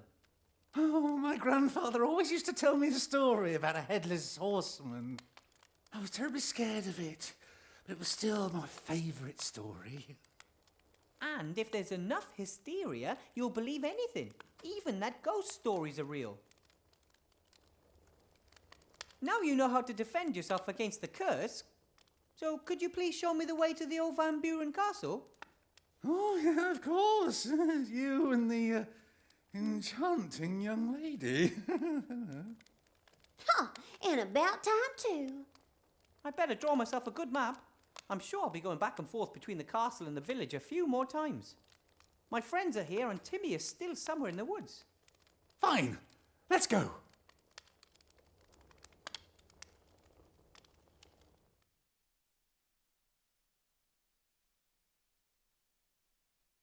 Thank you, Mr. Whale.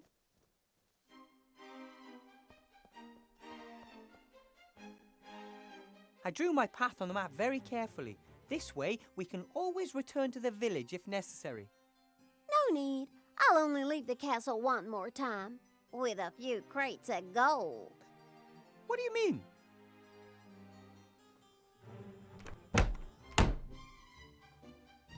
This place sucks, don't you think? The castle will blossom in your presence, just like me. Laddie! My moonshine. You won't believe what I've been through. I need a bath this instant. But of course, my love. Then perhaps a light dinner, and then let's just see what the evening holds in store. Ahem. Are you her servant? No, You can be my servant. My Igor died years ago. For good this time. Actually, I wanted to... Wipe your shoes, or you'll have to clean everything again. But... here we go again.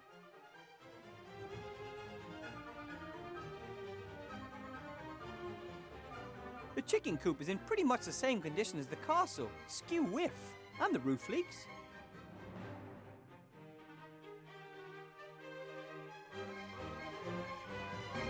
A shallow water bowl for the chickens. Empty.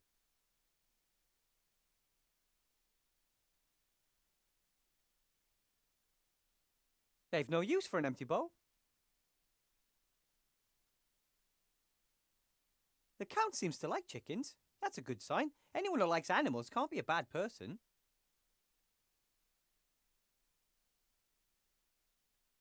The chickens seem to be quite lively. They run, they peck. You could say they're poultry in motion. I'd say that coach hasn't moved a metre since old Van Buren's day.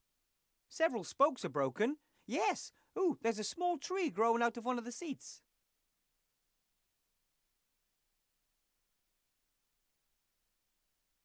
Legend has it that a master builder was once hired to come up with a visually appealing way to divert water from the roofs of buildings.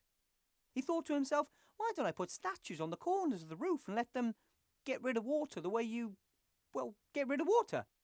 The idea with the peeing statues didn't meet much approval, and they forced him to change his design. He was very angry about the whole thing. That's why gargoyles today look like they're constantly throwing up.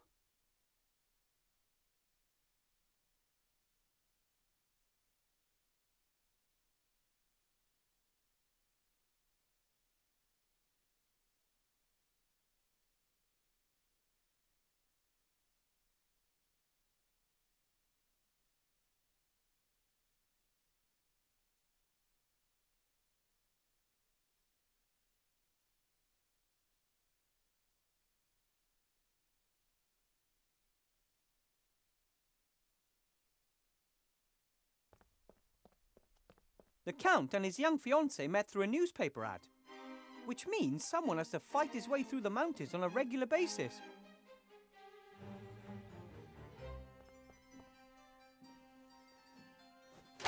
Just a single sealed scroll. To Count Vladimir Orlov, the Dark Woods. Oh, hey, the seal bears the sea stone coat of arms.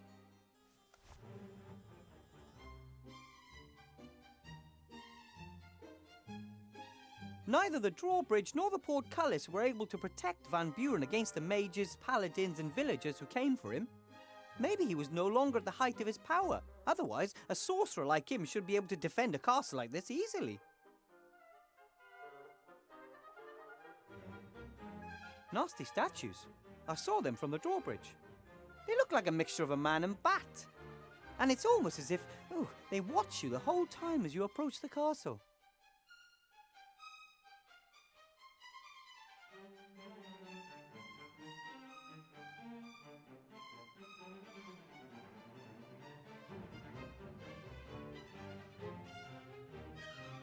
I wonder why someone would send a letter from Seastone to the Dark Woods. The letter's sealed and it's not proper for a servant to read his master's post.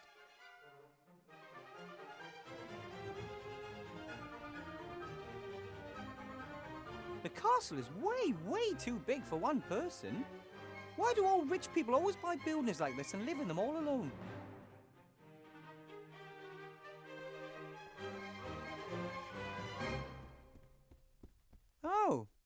fine. Lovely. How many candles must have burned here to leave a pile of wax that big? Or are those magic candles that have been burning for decades?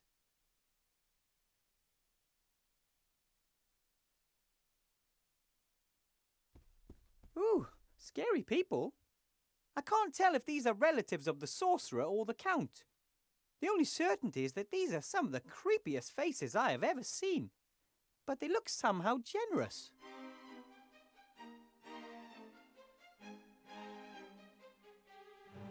A small wood stove like that can't even begin to heat such a huge building. Here in the hallway, it's exactly the same temperature as outside.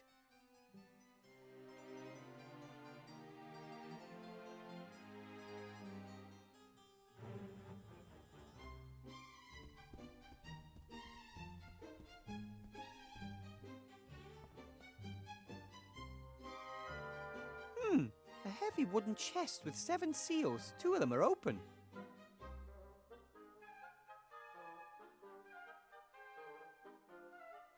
There are some pretty strange characters here in the gallery, but this one really takes the cake.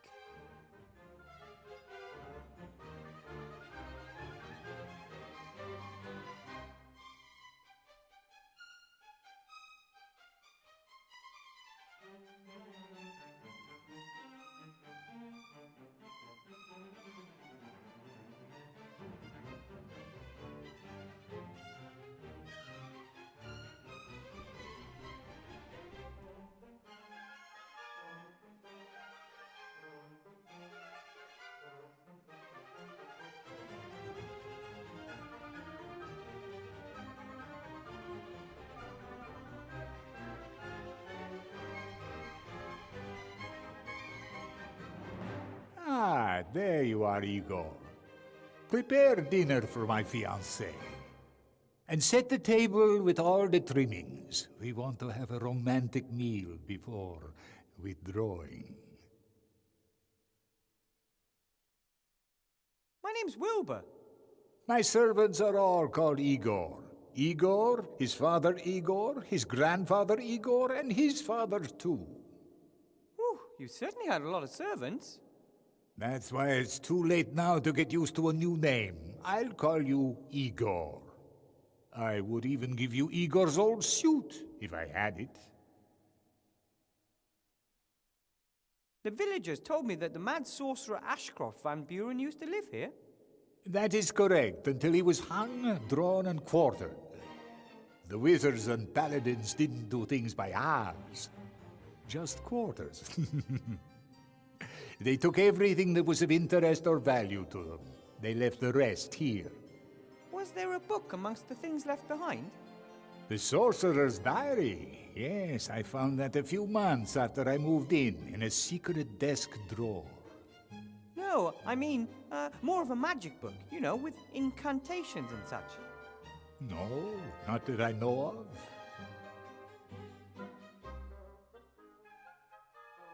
The large chest in the hall looks like it's been there a long time. Is it yours?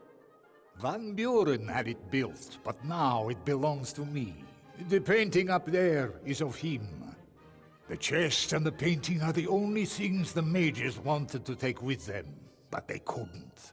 Both are bound to the castle by powerful magic. Ooh, so there must be something important in there. I don't know. I've only been able to open 2 of the 7 seals. Maybe that's where he kept his spellbook. Is it valuable? The young ladies are getting ever more demanding these days, and my new line of guano skin cream for the man of the world hasn't done quite as well as I hoped. Master, maybe I can help opening the chest for you. I'm good at that kind of thing. If you wish, as long as it doesn't clash with your other tasks. I want to be sure my little bunny rabbit is properly pampered. Here, this Sorcerer's Diary. I was able to open the first 2 seals with the help of this. Thank you, Master. Do you know much about werewolves? Not particularly. Us and them, we don't get on. Normal wolves, yes. They're the children of the night, and I like standing on the balcony of an evening, listening to them singing. But werewolves, poor souls that have been cursed and can feel nothing but primitive anger and hate. Is there any way to get rid of the curse? Of course, quite easily. You have to kill the werewolf that cursed you in the first place. And if you don't know who it was? Then you can only hope that a friend pumps your head full of silver. No way! Master, this scroll was in the postbox.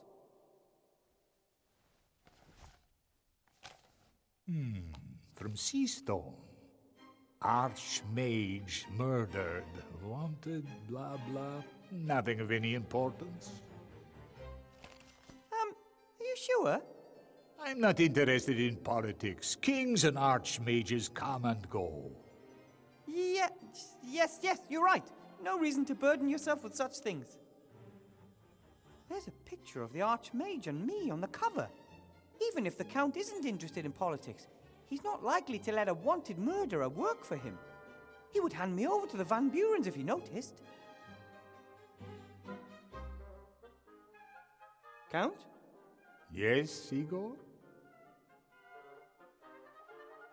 And what may I serve you and the young Miss Kiki? For the young lady, a rocket salad with vinegar, oil, and strips of chicken breast. That's what young ladies eat these days. Nothing for me, thank you. Not even a little bite? Maybe later. Until then, I'll make do with a glass of red wine. As you wish, Master. I'll go and find the chef and order the salad. I don't have a chef. I normally order out. But I can't cook. How hard can it be to make a salad with vinegar and oil? Make haste, Igor! Very well.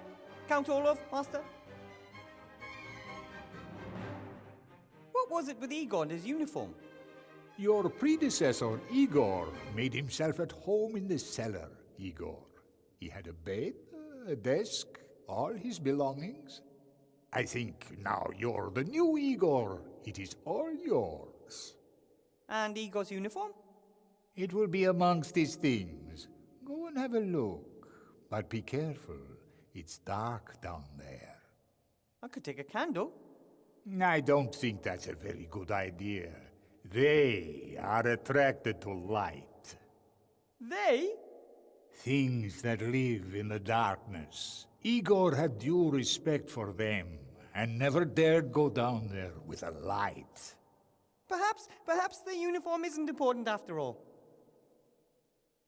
I saved your fiancée in the forest. She was thrown from a horse and lost her way. The poor child. What luck that nothing happened to her. I've been waiting for her for so long.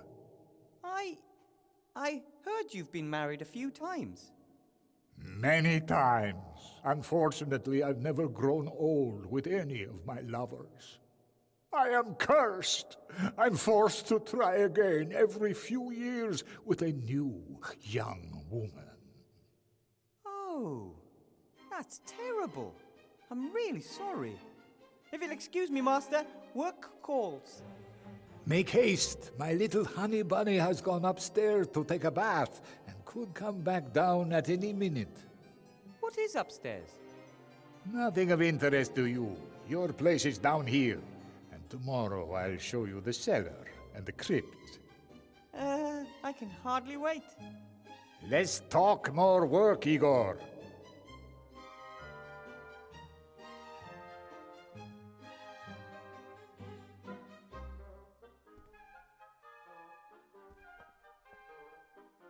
A lovely glass with a thick bottom. Glasses made of perfect transparent glass like this are very rare and expensive.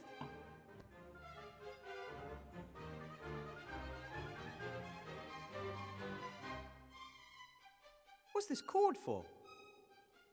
You can make various bells in the castle ring by pulling it.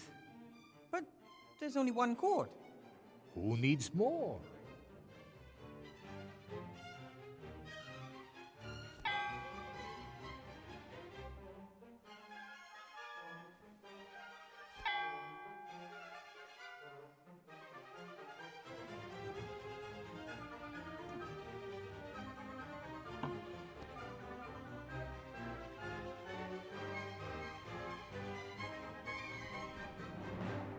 This is the table I'm supposed to serve dinner on, with all the trimmings.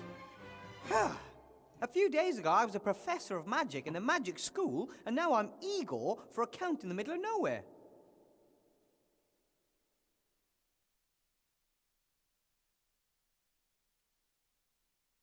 The count seems to be a wine lover. Red wine, to be exact.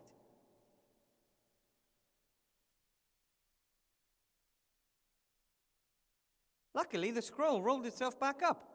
Otherwise, the Count may have spotted that his new Igor is wanted for murder.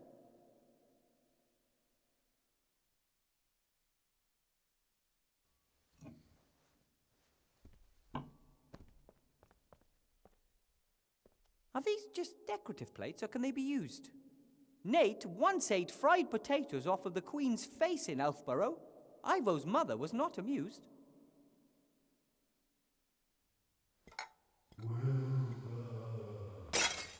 Igor, be more careful. I didn't do anything. The plate just flew off the wall. I've lived here for 10 years. Castle Orlofstein has never been haunted. Weird.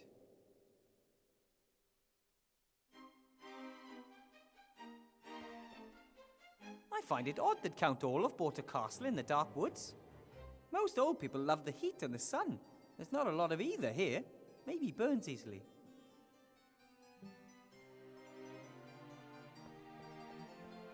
Incense? Not something I really expected to find in a place this old. On the other hand, maybe the Count also noticed that it sometimes smells a little mouldy and musty in here.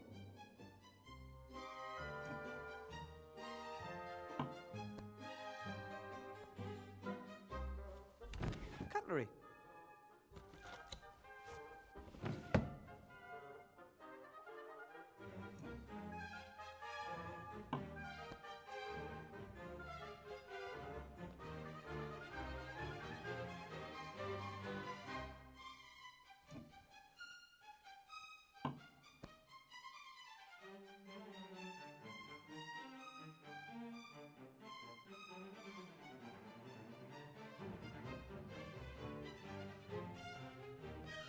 Ooh, the space here isn't just brighter and friendlier than the entrance hall. All the candles make it a lot warmer too.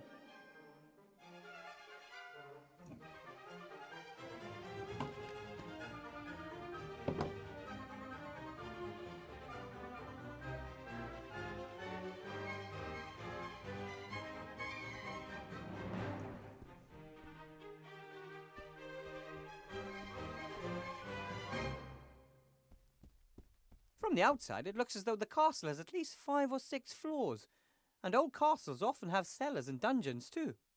Judging from the outside, I'd say at least 5 or 6. And old castles like this one often have cellars and dungeons too. A lot of work for just one Igor.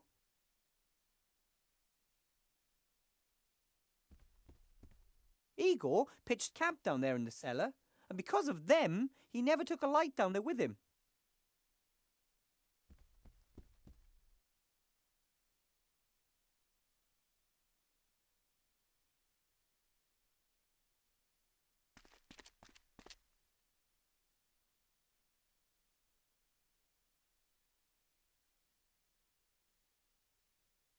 The sorcerer's diary the Count found hidden in a desk drawer.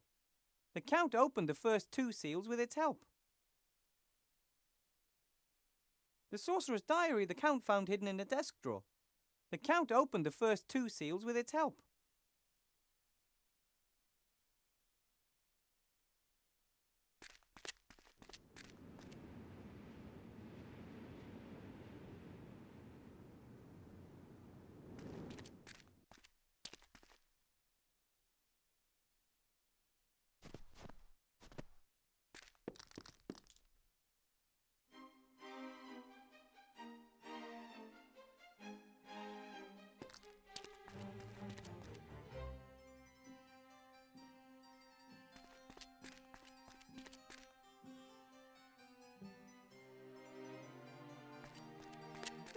A dead end.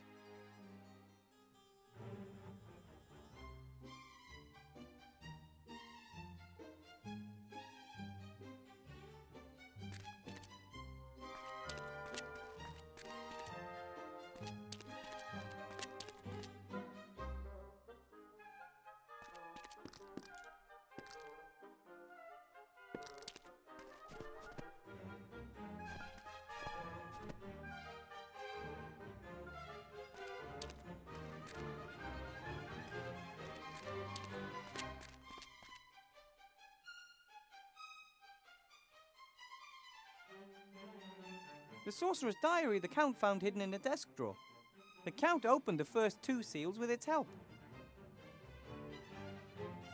The worms cannot comprehend my genius. That is why they say I'm insane.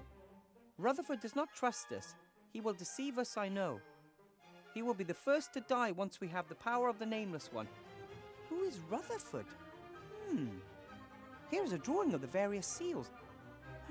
There's something written next to each seal.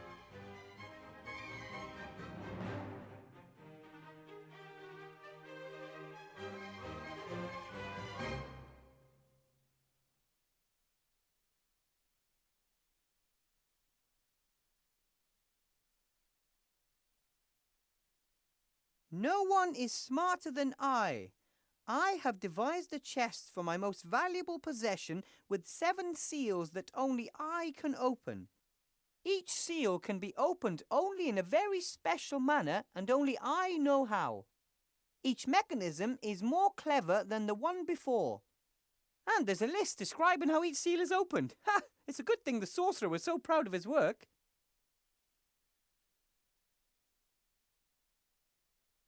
Once all 7 magic seals have been released, the chest can be opened. You may have to shake the lid a little, it sometimes sticks.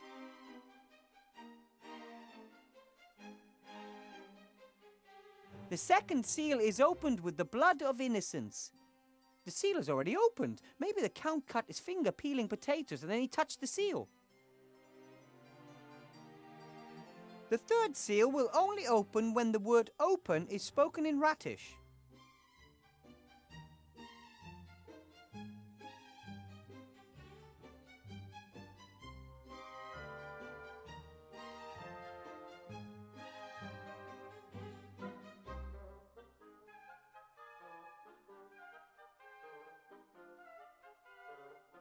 The fifth seal can only be opened by the breath of death.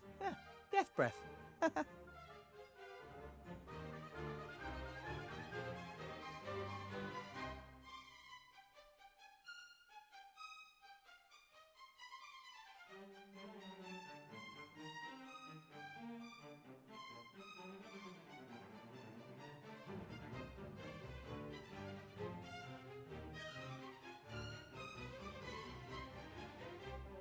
Only one of worthy heart can open the 7th and final seal.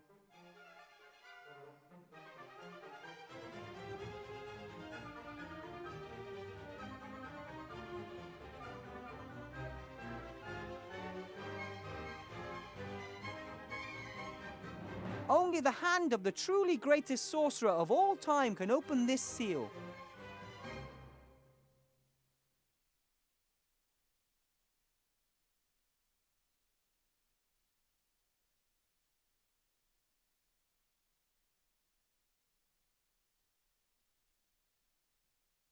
Only those who feel insatiable hunger can open the 4th seal. The 4th seal is already open. No idea how the Count managed that one. He never eats anything. The 6th seal is opened by the invisible key that is visible to all.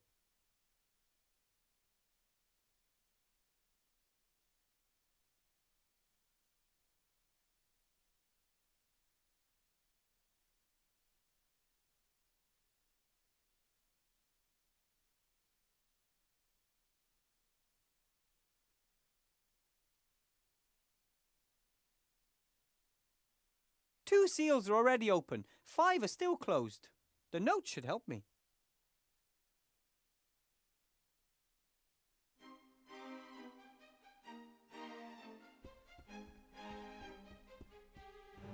Am I nuts, or are those paintings different from before? The pictures don't seem to be alive like in the Mage Tower in Seastone, but they seem to constantly change. Very handy if you have more paintings than space on the walls.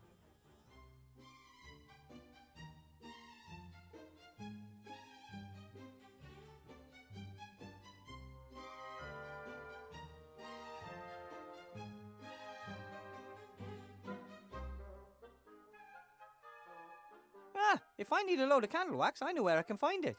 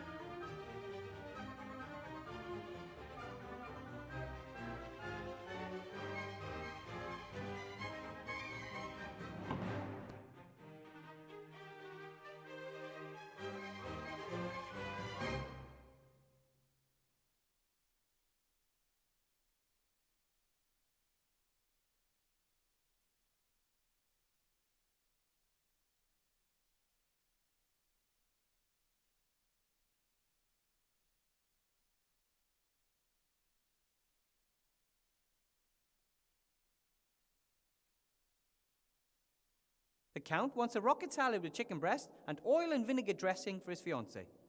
Okay, I got the plate. All that's missing is everything else.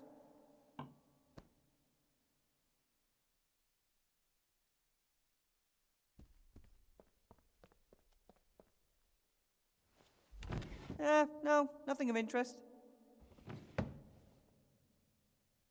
Incense? Not something I really expected to find in a place this old. On the other hand, maybe the Count also noticed that it sometimes smells a little mouldy and musty in here.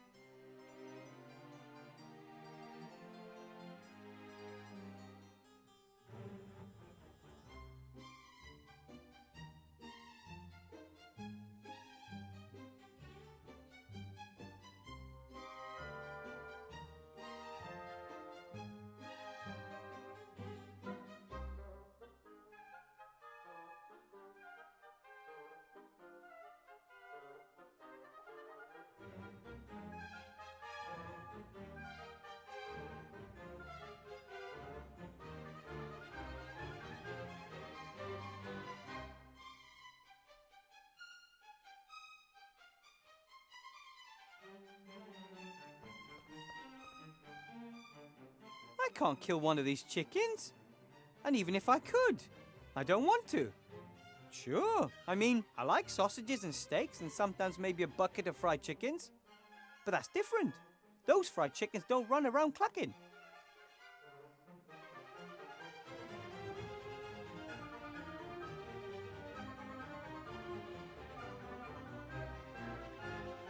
Doesn't look like rain, thankfully. A storm is the last thing I need in a place like this.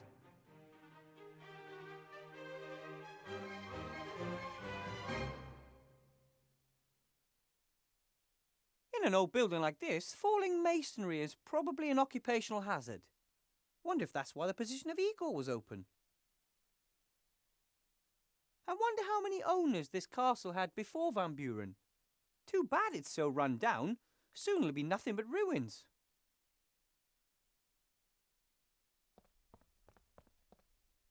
Stone's fairly flat, maybe some sort of roof tile. Yeah, big white maggots. Okay, if we must. Yeah.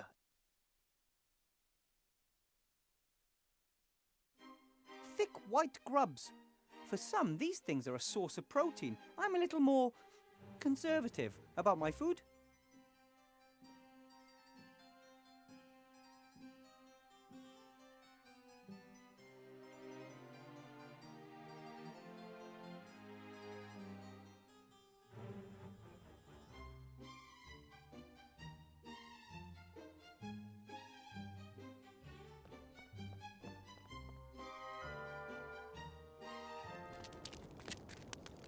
Wilbur! I knew I could find the way back from the castle. And I almost didn't fall into two crevices, or the same one twice. Well done. Esther? Yes? That took it out of them, didn't it? Yes. They have to recharge their batteries. You should have a bit of a rest too, Wilbur. You must be exhausted. Do you want me to make you something to eat?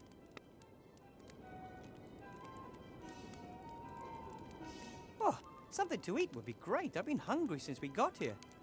Then I'll make you a sausage. These are Timmy's favorite sausages.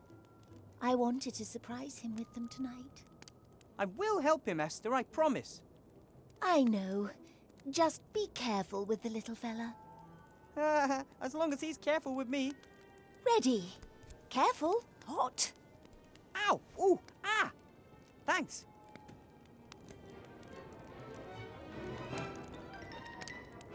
I think the book is in a large chest in the castle. A chest sealed with 7 seals. Can I help? Would you happen to know how to say open in Ratish? No, not a clue. Timmy never spoke to me in Ratish, nor Ethel for that matter. Yes. Presumably they only speak their language amongst themselves. You look thoughtful. I was just thinking about what a lucky woman I am. I've got a partner who loves me and a wonderful son. Everyone is healthy and we're all together. You only think about these things when something bad happens, or nearly happens.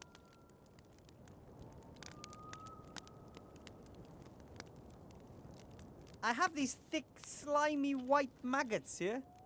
Ah, I know those things. Had one of them stuck in my left nostril for 2 whole days when my head was chopped off. I thought maybe you could fry them. Is there something wrong with my sausages? No, I just need light-coloured meat for a salad. As long as I don't have to eat them. Give them here.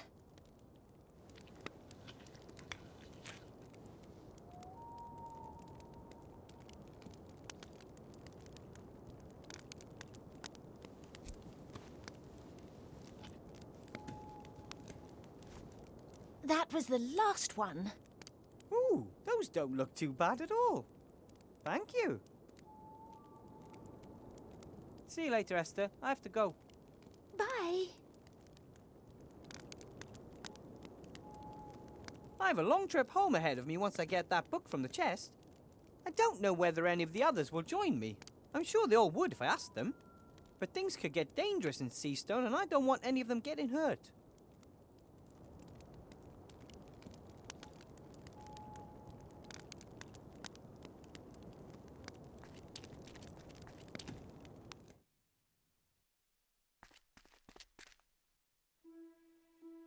I half expected the sun to come out and everything here to bloom once I defeated the fear.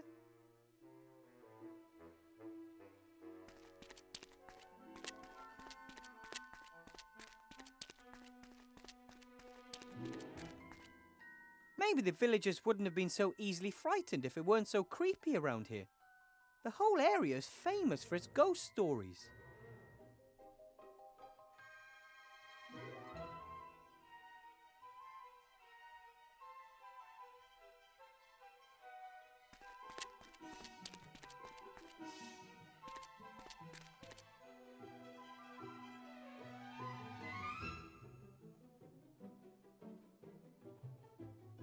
That would be the perfect house for Esther, Gulliver and Nate. The 3 would bring life back to the village. Or, something along those lines anyway.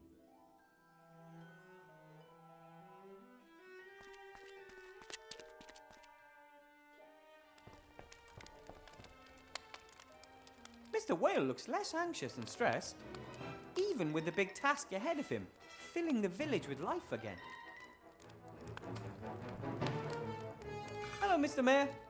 Hello, Mr. Weathervane.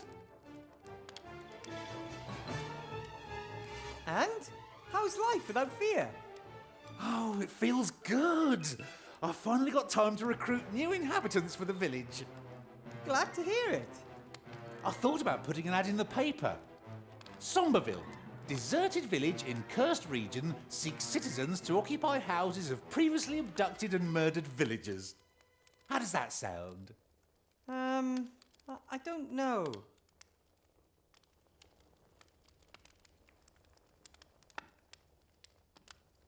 My friends up at the campfire could move into one of the houses. They're very nice, and Gulliver and Nate are skilled craftsmen. They could get the village back into shape in no time. I don't think that we want their type here. But that's unfair. Just imagine that you're a family man and have never done anything wrong in your entire life. You and your wife have always worked hard, you have a great son, and then you come to a village that's urgently looking for residents. Yes, but they're zombies. So what? Imagine a zombie village that doesn't want you and your wife and child because you're different. What would you think of people like that, huh? Well, you can't really... Well, I suppose I could talk to your friends. You do that! Do you by any chance sell lettuce? No! This is an adventure shop. Adventurers don't eat salad. They go into the woods and slay wild boar. Then you probably don't have any chicken breast fillets either, do you? No. And salad dressing? Oil? Vinegar? Again, no. Well, actually, I do have oil. Some warriors like rubbing it into their muscles to make them glisten in the sun. Then I'll have that then. Oh, I'll even give it to you for free if you promise not to rub it on yourself in front of me. Thanks. Do you know how to say open in Ratish? Oh, well, I could let you know what "are you trying to take the piss" is in the language of the dark woods. I was only asking. I think I'll be going now. Oh, how's Miss Kiki? Has she sunk her claws in the count yet? What do you mean by that? Oh, come on, Wilbur. A hottie like Miss Kiki? She's just a gold digger. The count will need to watch his back. But they love one another. They met through a newspaper ad, and it's not very nice to think that of other people, Mr. Whale. Tut tut.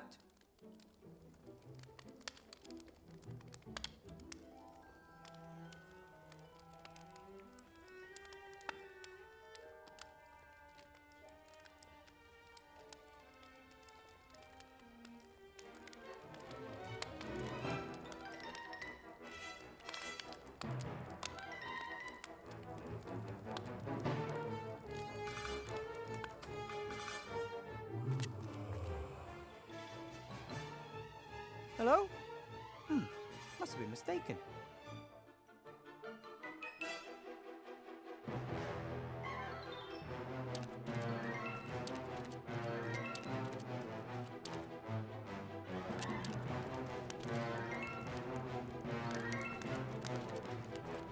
Esther? Yes?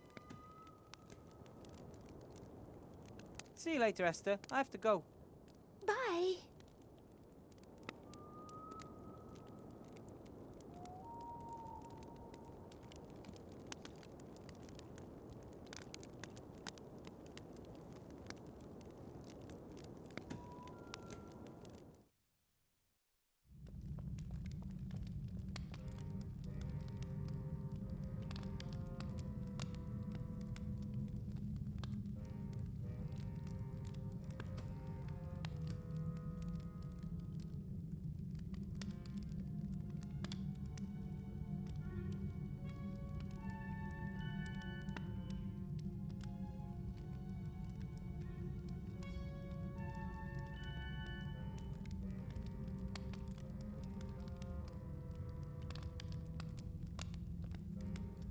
I wonder whether the fear drank the wine. Or was it the last sip of some unfortunate soul here?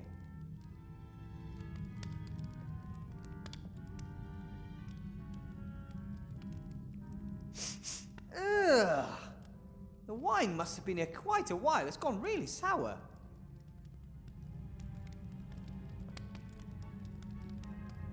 It's sad when you think that none of these things can ever be used by their owners again. Who knows who this flute used to belong to?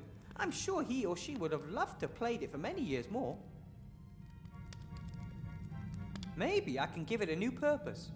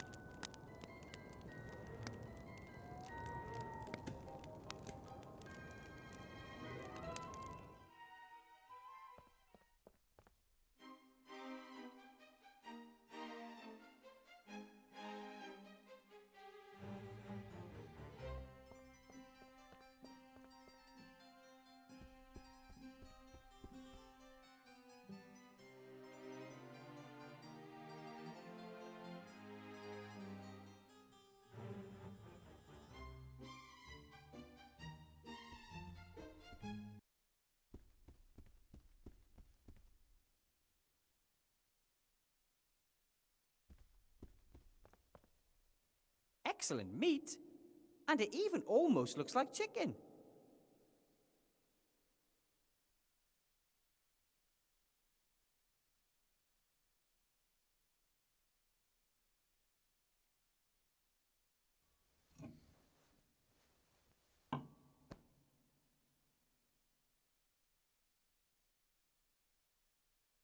Oil is oil. The only thing missing now is vinegar. The wine, so sour, it could make a good substitute for vinegar. Vinegar and oil. Why do people always say the cooking isn't as easy as it looks?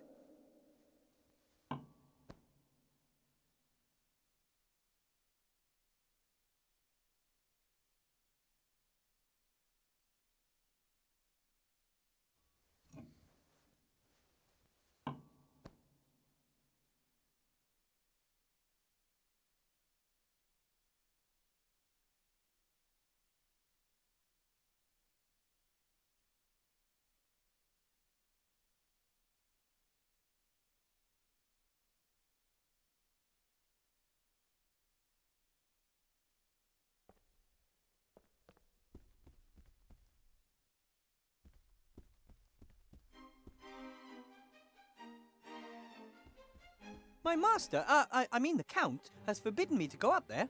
And I think I'll listen to him. Castle's pretty ramshackle and the book should be in the chest anyway.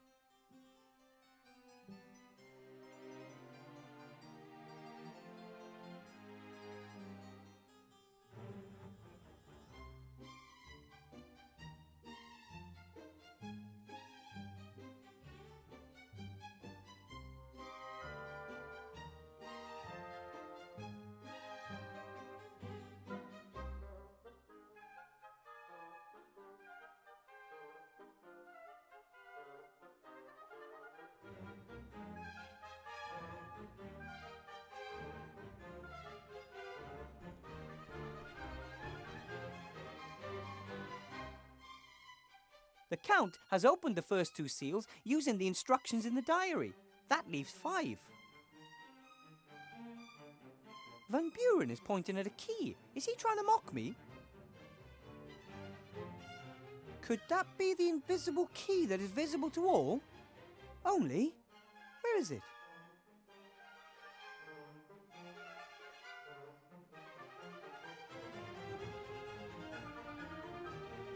Ha! That's just a picture. How am I supposed... Or is it?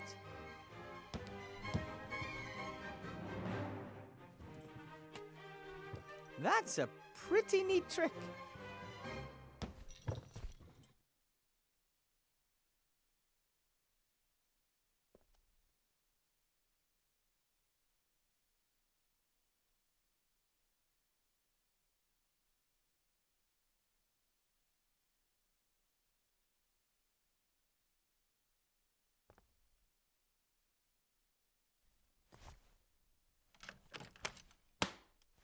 That was easy. This was the first seal, or the third, depending on how you count them.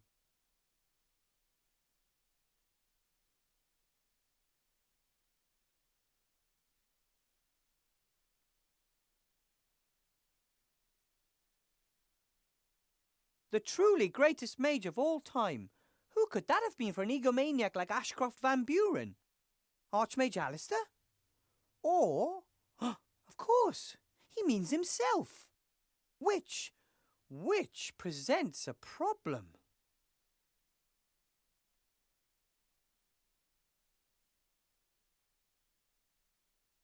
The seal is supposed to open when you say the word open in Ratish. Obviously, Van Buren spoke more languages than I do. According to this diary, this seal can only be opened by the breath of death. I've met Death before. We were even business partners for a bit. But then he wasn't too happy with me for quite a while. That may be because the Death and Gnome live burial call was never a success. Or it could have something to do with my having buried him and then forgetting to dig him up again.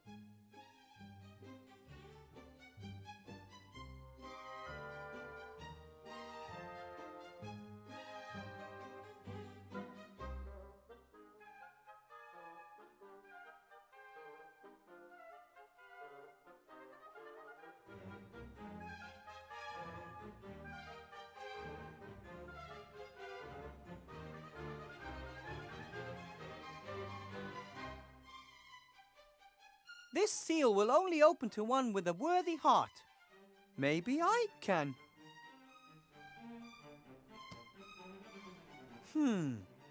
Master Alistair always says that my heart is in the right place, but apparently that's not good enough for this seal. Although, Van Buren was an evil sorcerer. He wouldn't have been able to open the seal either if worthy heart meant someone decent. He could have meant exactly the opposite, someone who's devious, mean and nasty.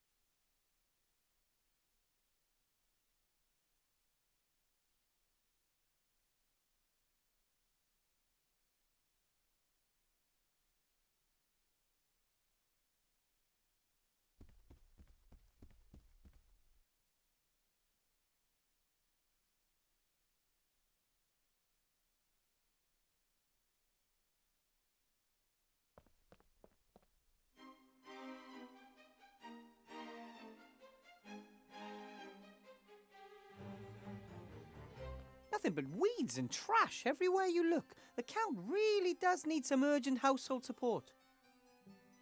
Time to make myself useful as the new servant. On the other hand, I'm not the world's best gardener and should probably leave well alone.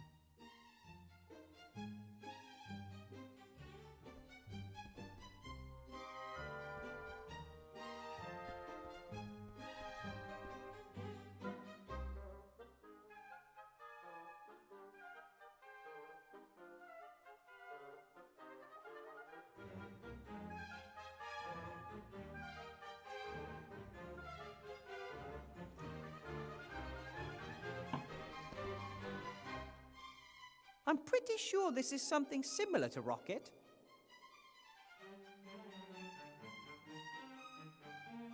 Rocket salad with chicken breast and oil and vinegar a la Wilbur. The first and hopefully last meal I will ever prepare in this castle.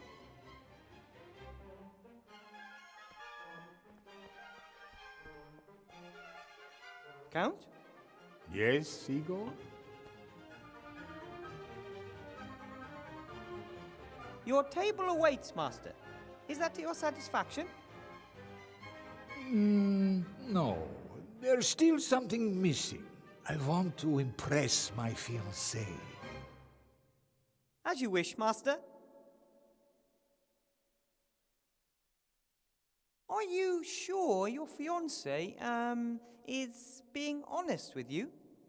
We'll find out tonight, won't we? I don't want to spread any rumors, but Mr. Whale from the village, he thinks Miss Kiki might possibly be after something other than love. Oh, so am I. Yes, but I don't mean friendship and care.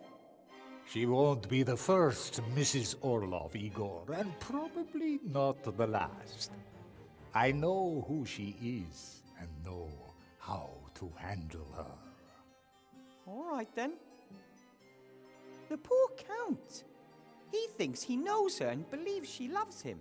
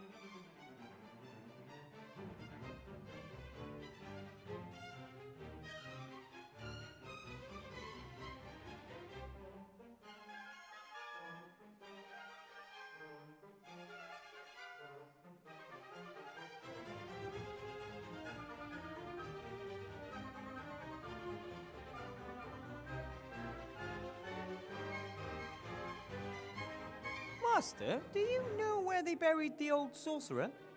Van Buren? In the village, I suppose. But I don't know exactly. That was long before my time.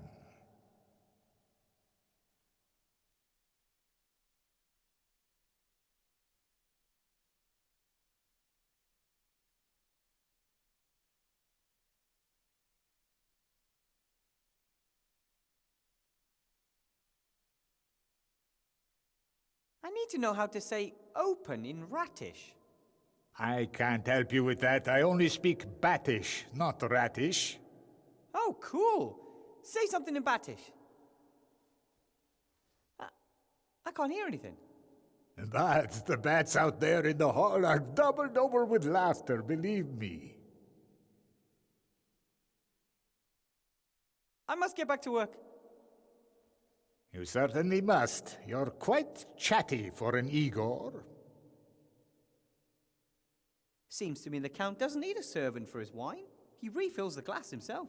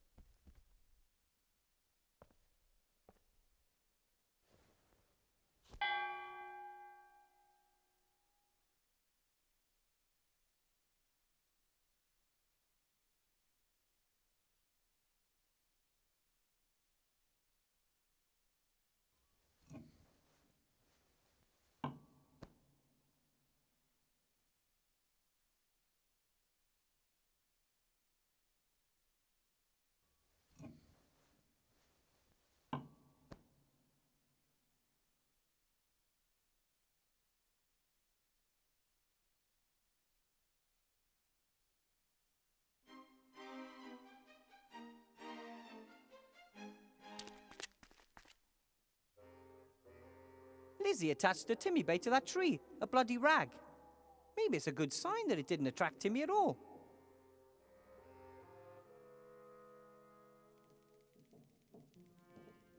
I wonder if Lizzie took a werewolf trap with her, or is it still there under the leaves? If the trap is still there, it might help me catch Timmy. It would be a great way to immobilize Timmy without hurting him. I wonder if Lizzie took a werewolf trap with her, or is it still there under the leaves? Timmy's scarf wouldn't make a good bait. He lost it and never came back to look for it.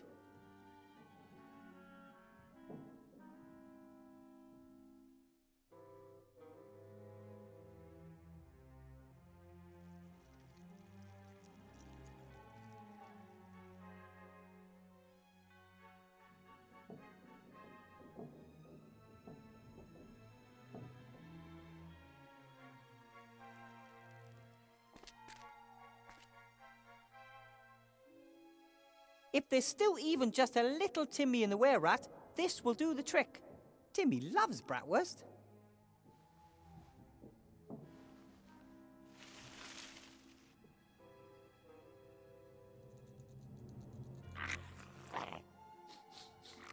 Oh no! He jumped right over it.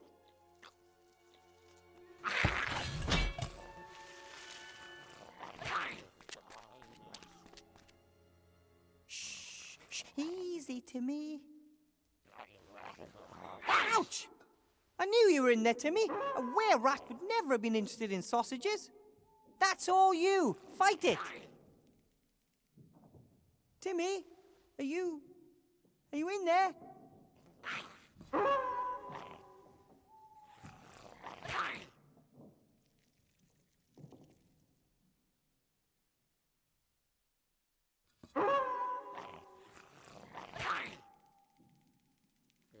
Somewhere, under all the muscles and teeth, there's a frightened rat. I know it.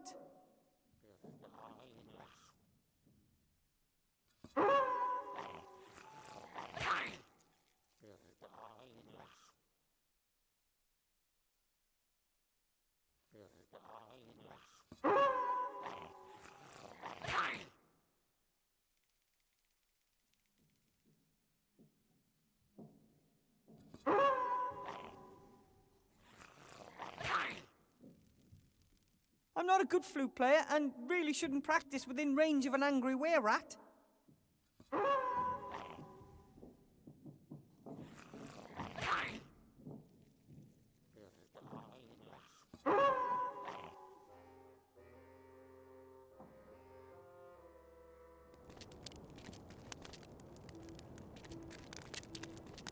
Esther, Yes? can I have another sausage? But of course. This place is growing on me, you know. Now that the ghost stuff is all gone. You're not a city zombie, are you? People need to get used to us. Big cities always have a constant stream of new people to get to know. Here in the country, you only have to convince each person once that you don't want to chew the skin off their faces. Ready. Careful. Hot. Ow! Ooh! Ah! Thanks.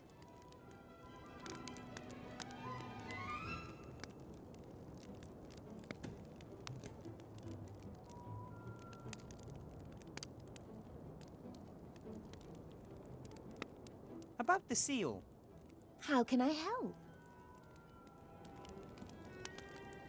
I, need a hand. Yes? From a grave. Of course, from a grave. Chopping someone's hand off while they're alive wouldn't be very polite, would it? It must be a certain hand, from the sorcerer Van Buren. I'm sure he's in the village cemetery. Oh, no problem. Which grave? I don't know. I do actually need to know that. It would take a long time to go through countless graves, and we would never be quite sure whether we had got the right hand or the left. Okay, fine. I'll get back to you. I've trapped Timmy in the woods. Is he okay? He's still a wild were-rat. Apart from that, yes. At least now he can't hurt himself or others anymore. But you must change him back quickly, Wilbur. I'll do my best. See you later, Esther. I have to go. Bye.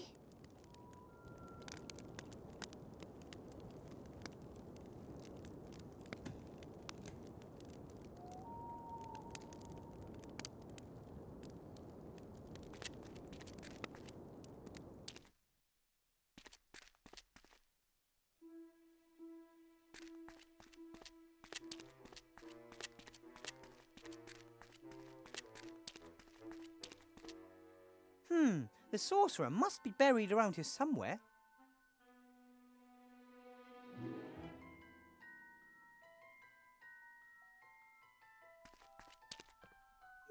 They always seem to be family graves. Handy if you want to save space. It says Lugosi on this gravestone.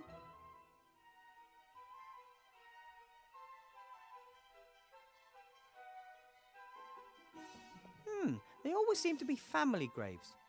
Handy if you want to save space. This is the Lee family grave. This is the Karloff family gravestone.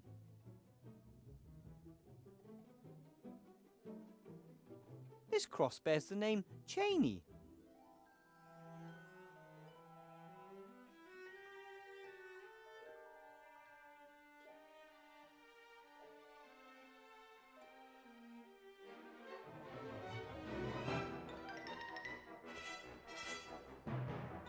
This is the Cheney family's final resting place. Here lies the Karloff family, the Lee family gravestone, the Lugosi family gravestone.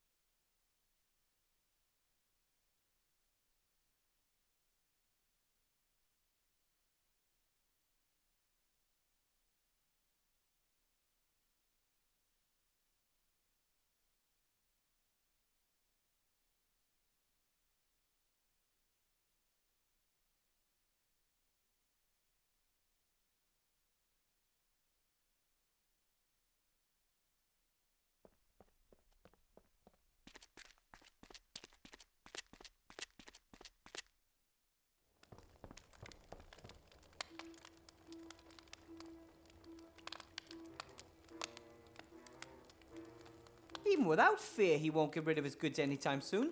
The only people for Miles and Mr. Whale count all over Miss Kiki. And she didn't seem very impressed by his stock. Hello, Mr. Mayor. Hello, Mr. Weathervane. After the sorcerer was chopped up, where did you bury his bits? Oh, you know, here and there. Not all in one grave. Oh, no. It was feared that his brother or someone else could try to bring him back to life. So his remains were spread nice and neatly across several graves over the land, and none of them carries his name.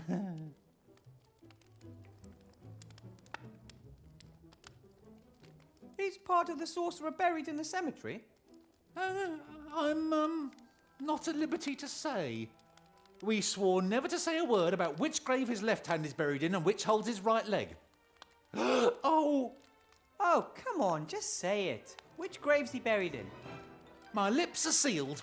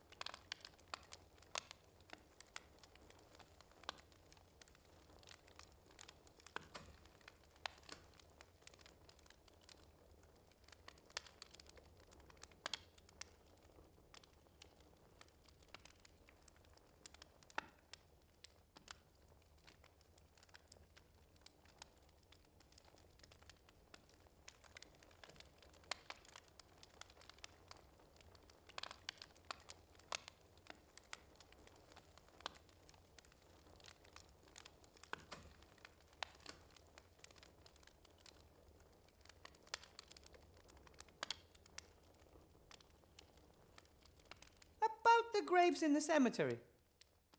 Yes? One of the gravestones bears the name Lugosi. What can you tell me about them?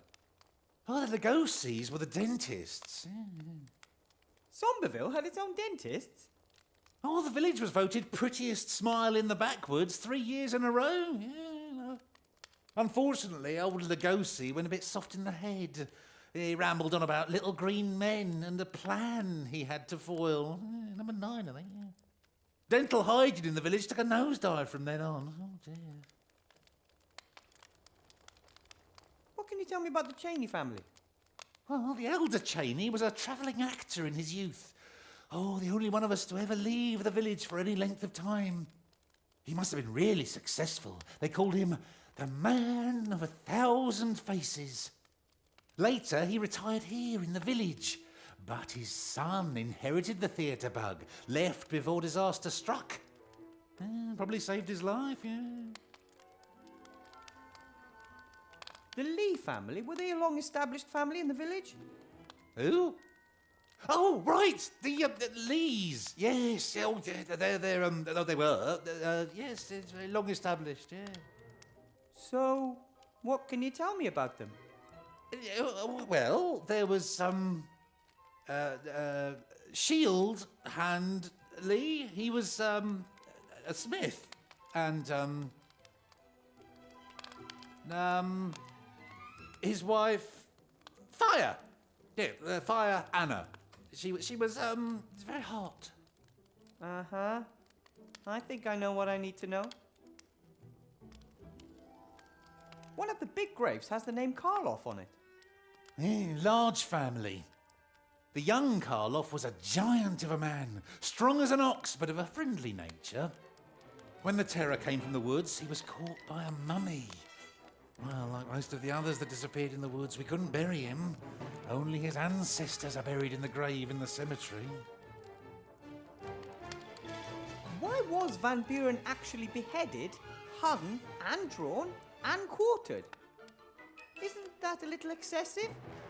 You always have to kill an evil mage or sorcerer 3 times so he doesn't come back.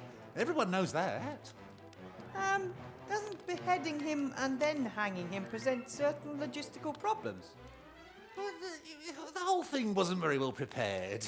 Some mages wanted to ram a wooden stake through his heart instead. Others wanted to burn him. You know how it is. An angry mob, differing opinions. In the end, we can count ourselves lucky he was executed at all. I have to be getting on. Till next time. Goodbye.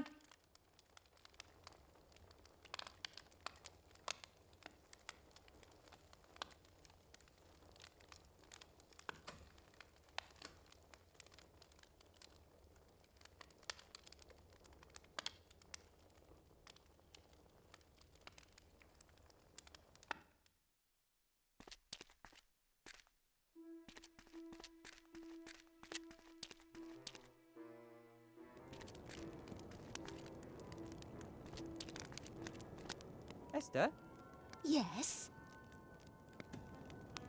about the seal. How can I help? They buried Van Buren in the Lee family grave. I'm pretty sure of it. Okay. Do you just need the hand? Or is there anything else I can get you? Just the hand, please. Well, I'll get going straight away. While I'm about it, I might as well see whether I can find a new left kidney. You're not upset if I don't join you, are you? No, no problem. Come by later and I'll hand you the hand. Right? Thank you. See you later, Esther. I have to go. Bye.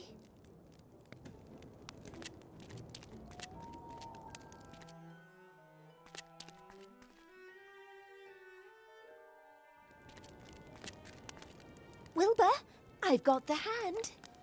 That was quick. Not the first time that I've done a bit of late-night shopping. And you're sure it's Van Buren's hand? Pretty sure.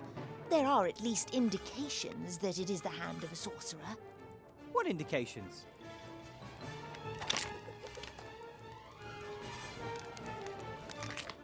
It's not very well-mannered. You know what? I think you might be right.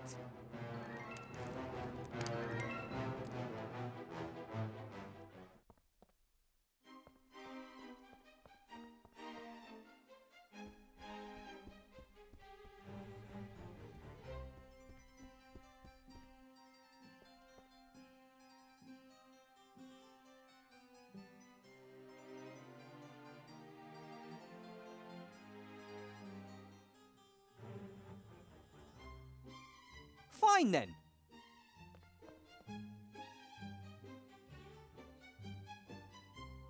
Come on, come on.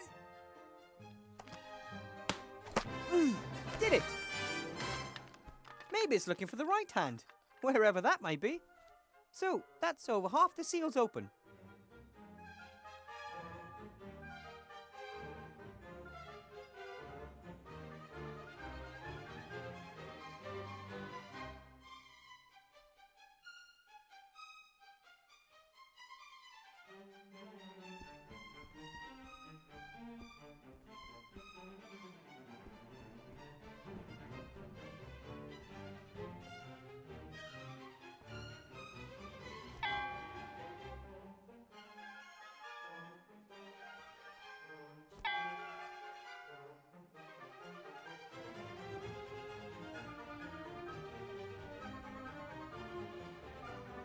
Count?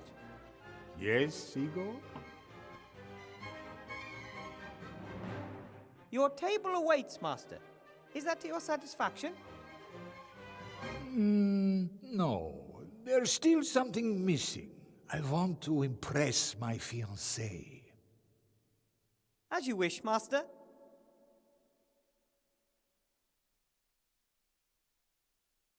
I must get back to work. You certainly must. You're quite chatty for an Igor.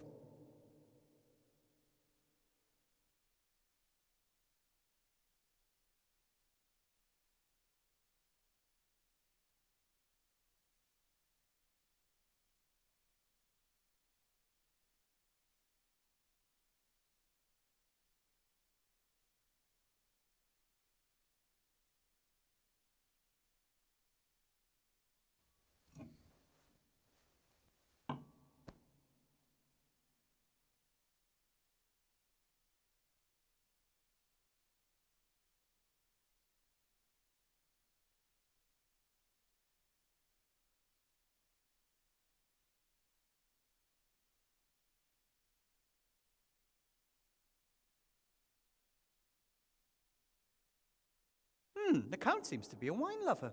Red wine, to be exact.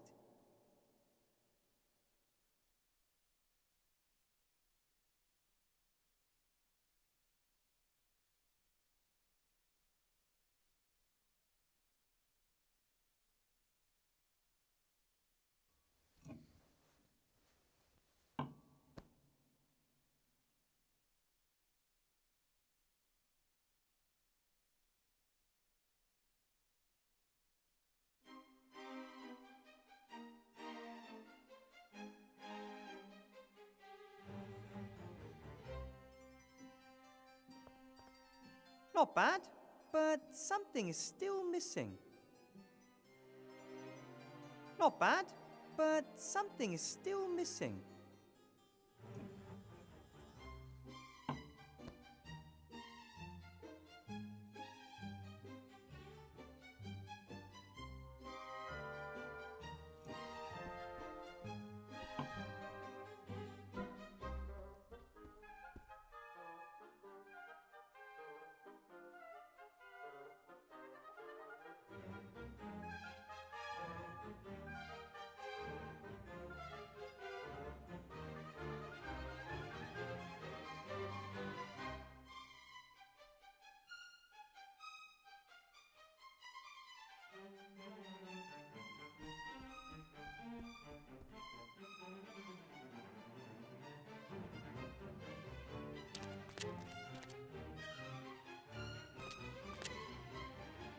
Ah, matches, scented candles, barbecue sauce without garlic. Oh, shopping list.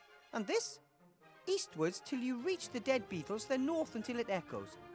Further to the west to the broken water pipe, and then directly north to where the odorless gas is. Now eastwards to the creaking board, then follow the corridor northwards. An orientation aid from old Igor. I'll take that. Hey, the letters are glowing. Igor thought it through and wrote it in magic ink.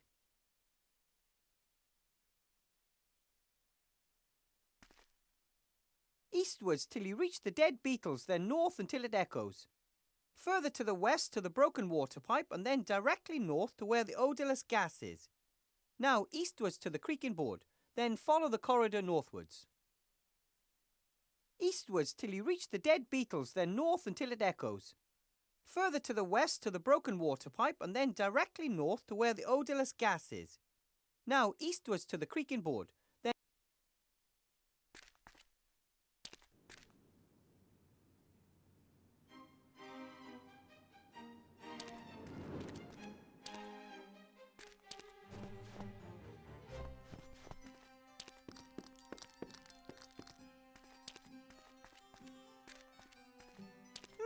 a dead end. A dead end. A dead end.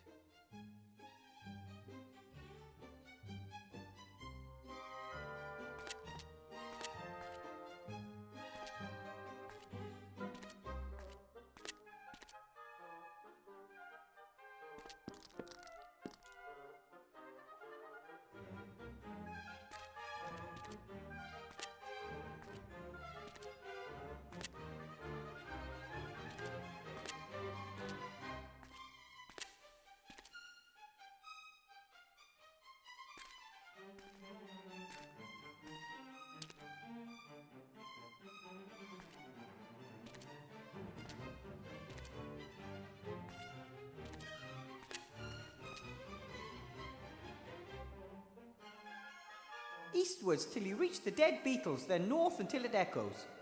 Further to the west to the broken water pipe. Now eastwards.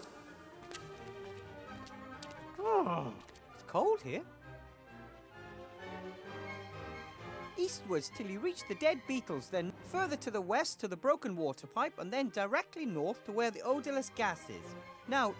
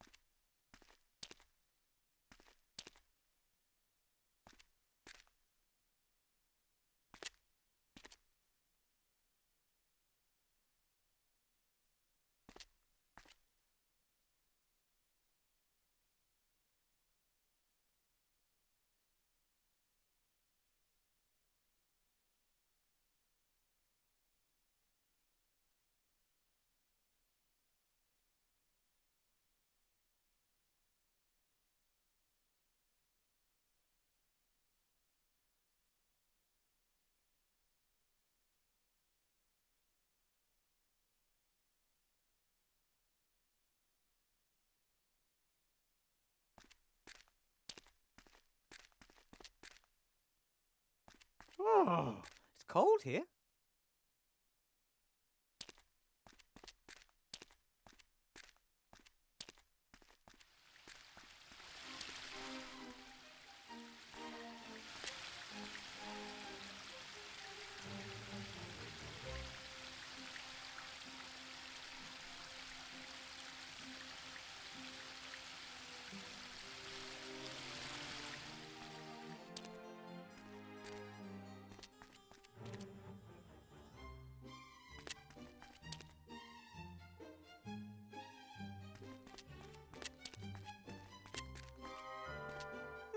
A dead end. A dead end.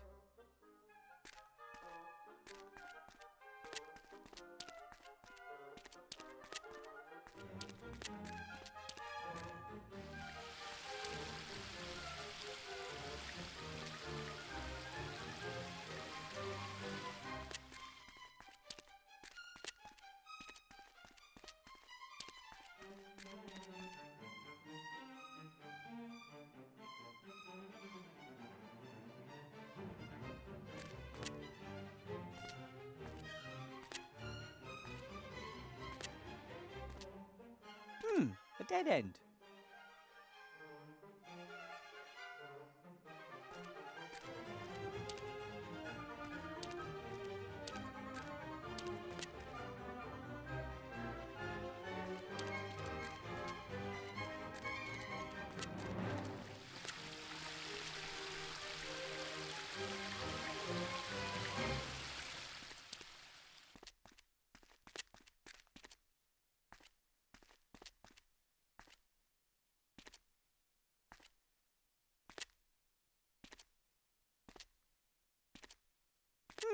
dead end.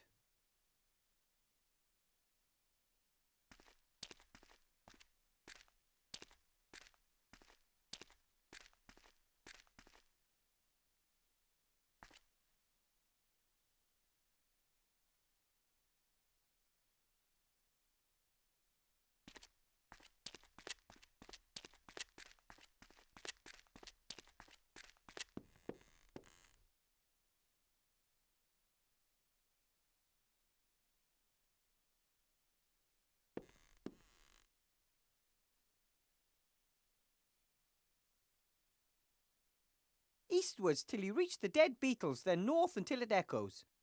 Further to the west to the broken water pipe, and then directly north to where the odourless gas is. Now eastwards to the creaking board, then follow the corridor northwards.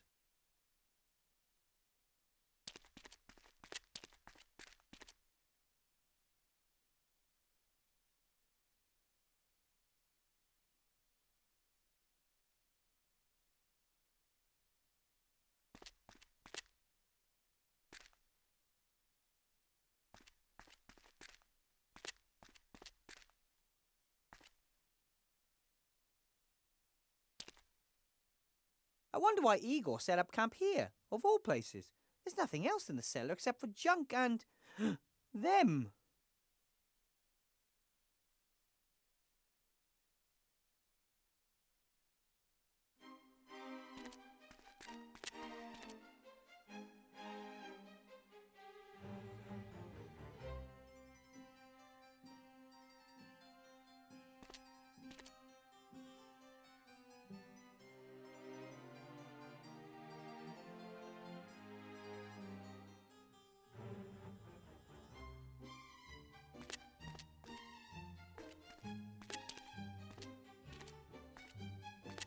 It would appear the Count doesn't pay very well. Apart from the bed, this cupboard and what's in it, Igor doesn't seem to have owned very much. That's it! My very own Igor uniform!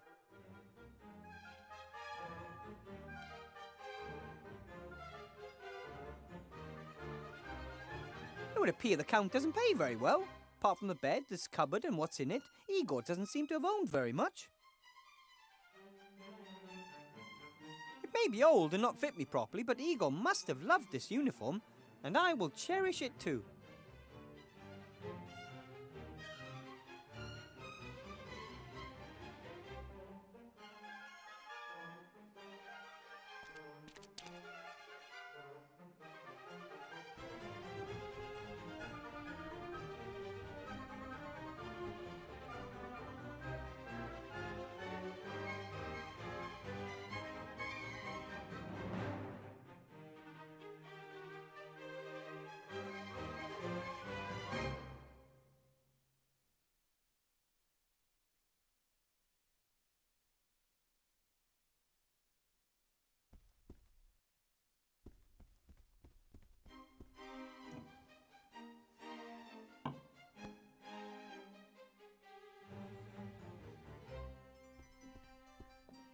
Not bad, but something is still missing.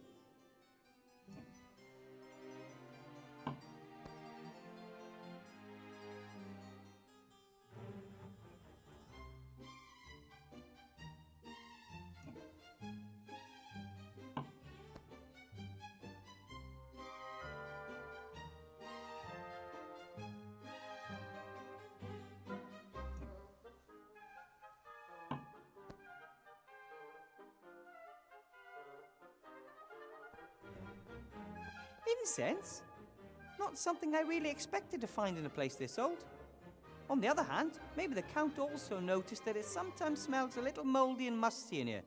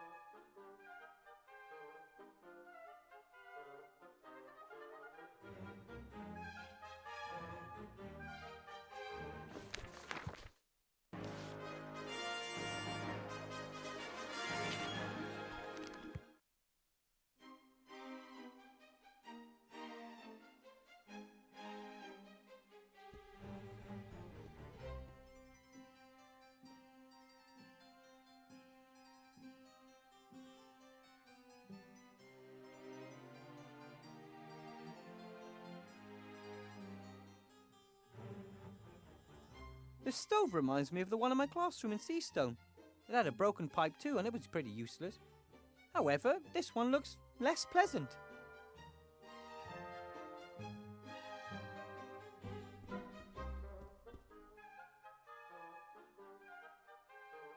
The castle really needs to be dusted. But, seeing as how it would be my job as the servant, I think I'll just keep quiet on the subject.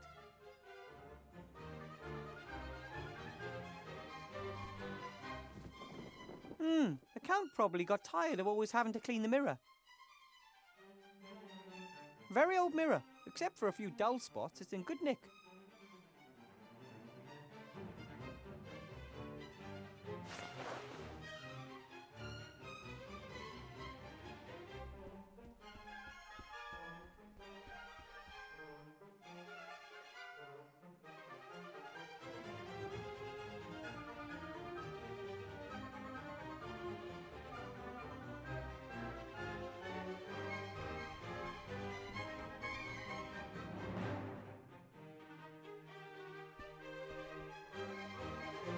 That should do. So, looking good, even if I do say so myself.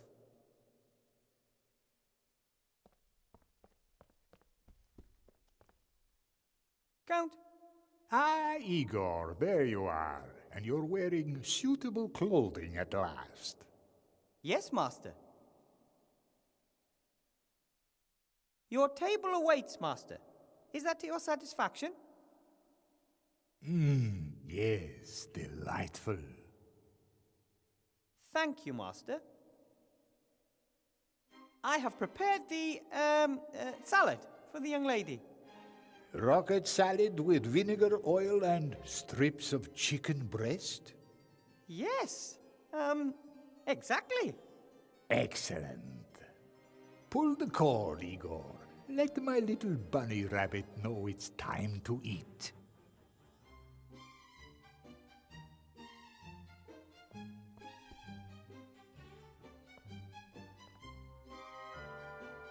How can I make sure that the bell in Miss Kiki's room rings? It depends on how hard you pull it. Pull a bit harder than middle strength to start with, and then about a third less at the end. Okay. No, middle strength to start with, then a bit less at the end. No, that was the stables. Why don't you just do what I tell you? There you go. I don't need you anymore today, Igor. I will be spending the rest of the evening and the night with my fiancée. Very well, master.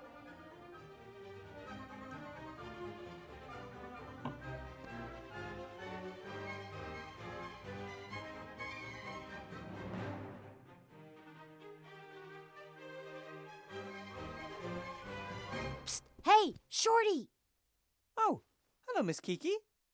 What's with this place? Where's the gold? Gold? Yeah, jewelry, precious stones, that sort of thing. I ain't found none. Maybe the Count isn't that rich. A count living in a big castle? Course he's rich. The only question is, where is he hiding it? Hey, what's that?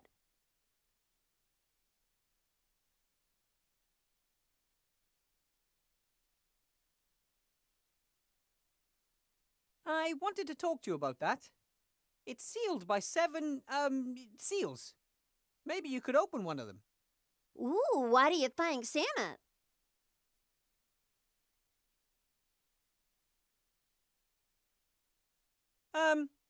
What could a chest like this hold? A treasure, of course. You have to learn to lie better, and quickly.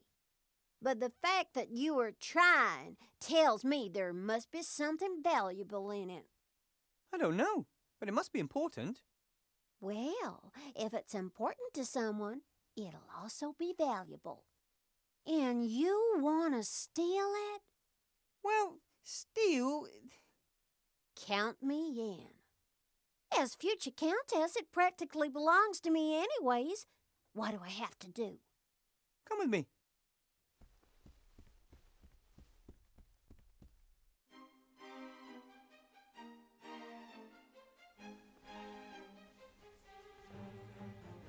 Just open that seal over there. Why don't you do it? I can't. It has to be opened by someone very special. Ah, I understand. You need a woman's touch. Something like that. Well, that was simple. That it? That's it. Interesting to know that you could do it. Tell me when you got that thing open, and don't even think about simply disappearing with my stuff. Very well, Miss Kiki. Now, I'll go humor the old fart. I'm sure with a little persuasion, I'll be able to find out where he stashed the rest of his treasure. The last 2 seals. Things are getting exciting. I know someone who could tell me what to open is in Ratish. Unfortunately, that someone is running through the dark woods and thinks he's a were-rat. This seal can only be opened by the breath of death.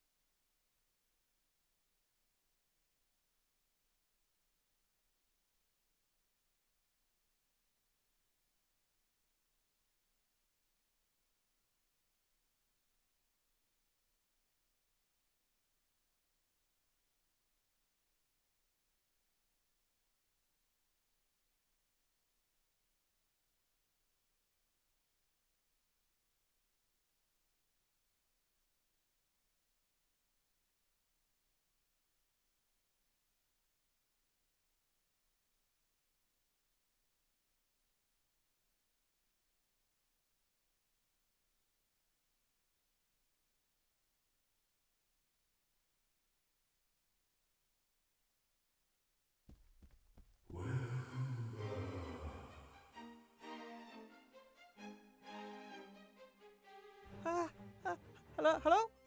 Oh, who's there? Huh? Huh?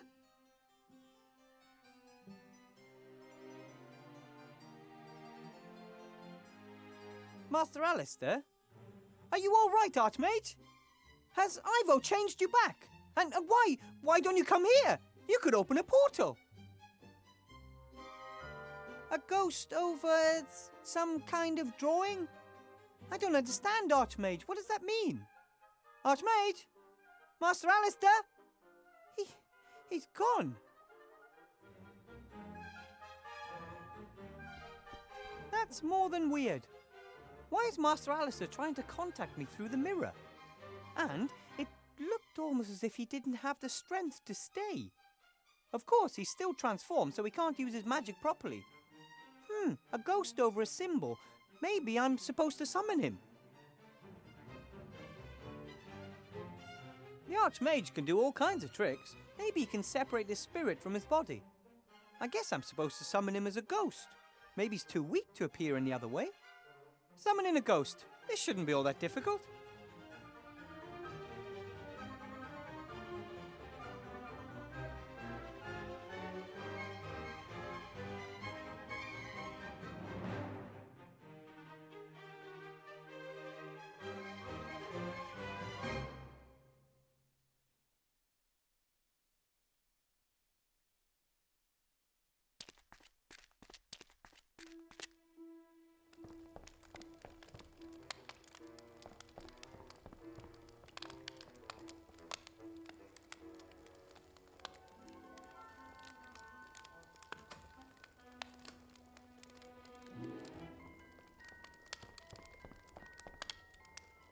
Hello, Mr. Mayor. Hello, Mr. Weathervane.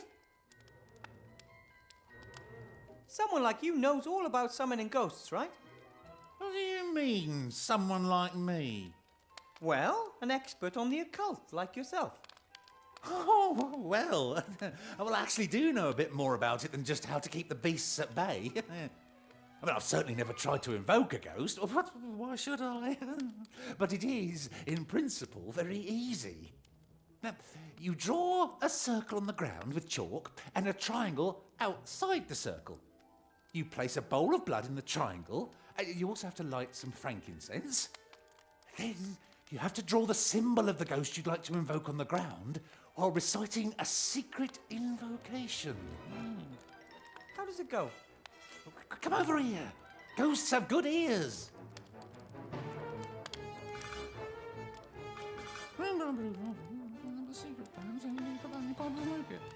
Okay, and that's it? Yeah, that's it.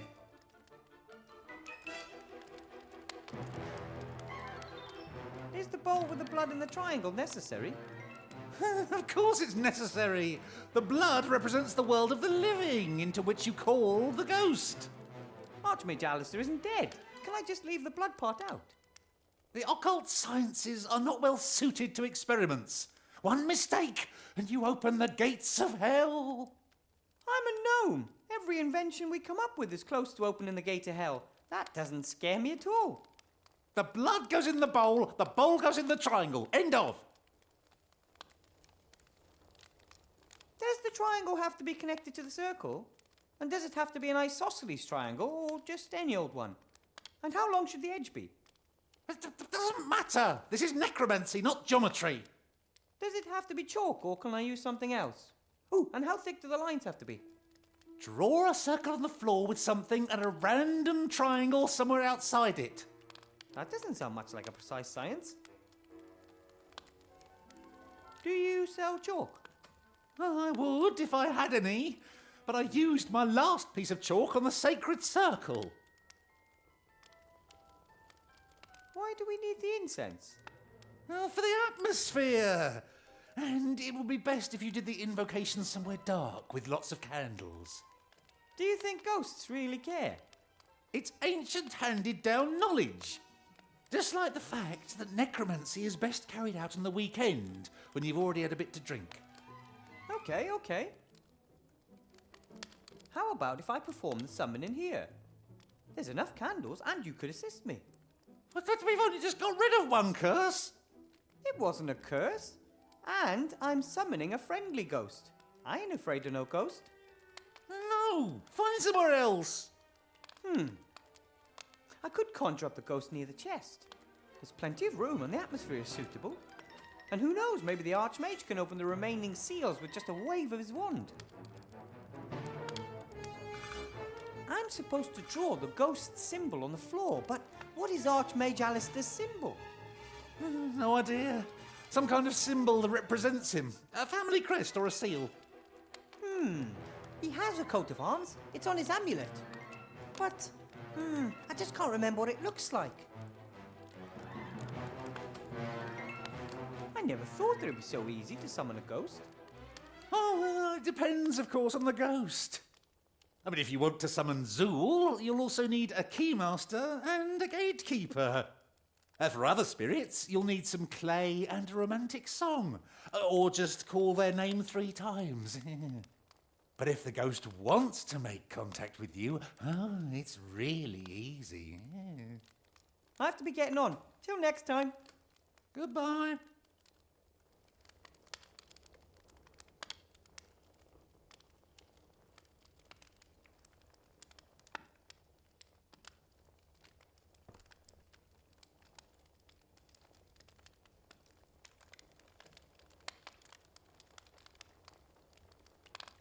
Should I buy a souvenir? No. My pockets are always so full of junk anyway.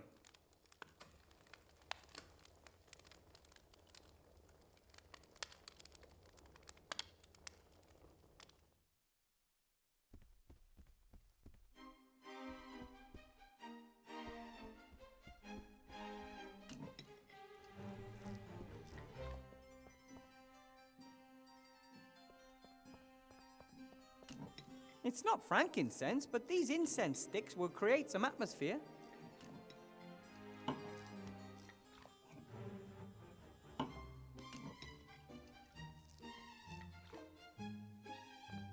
How is your salad, my Aurora? Real good, darling. It's not easy to get chicken to taste a chicken. My compliments to the chef. We're all just doing our best to make you feel at home, precious. Whew, looks like I got away with it.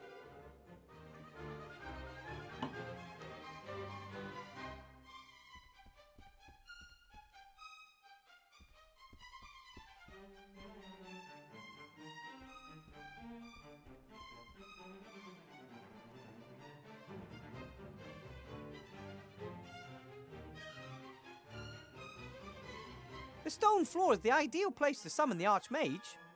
A few candles are already burning, and I can easily wipe everything down again when I'm done.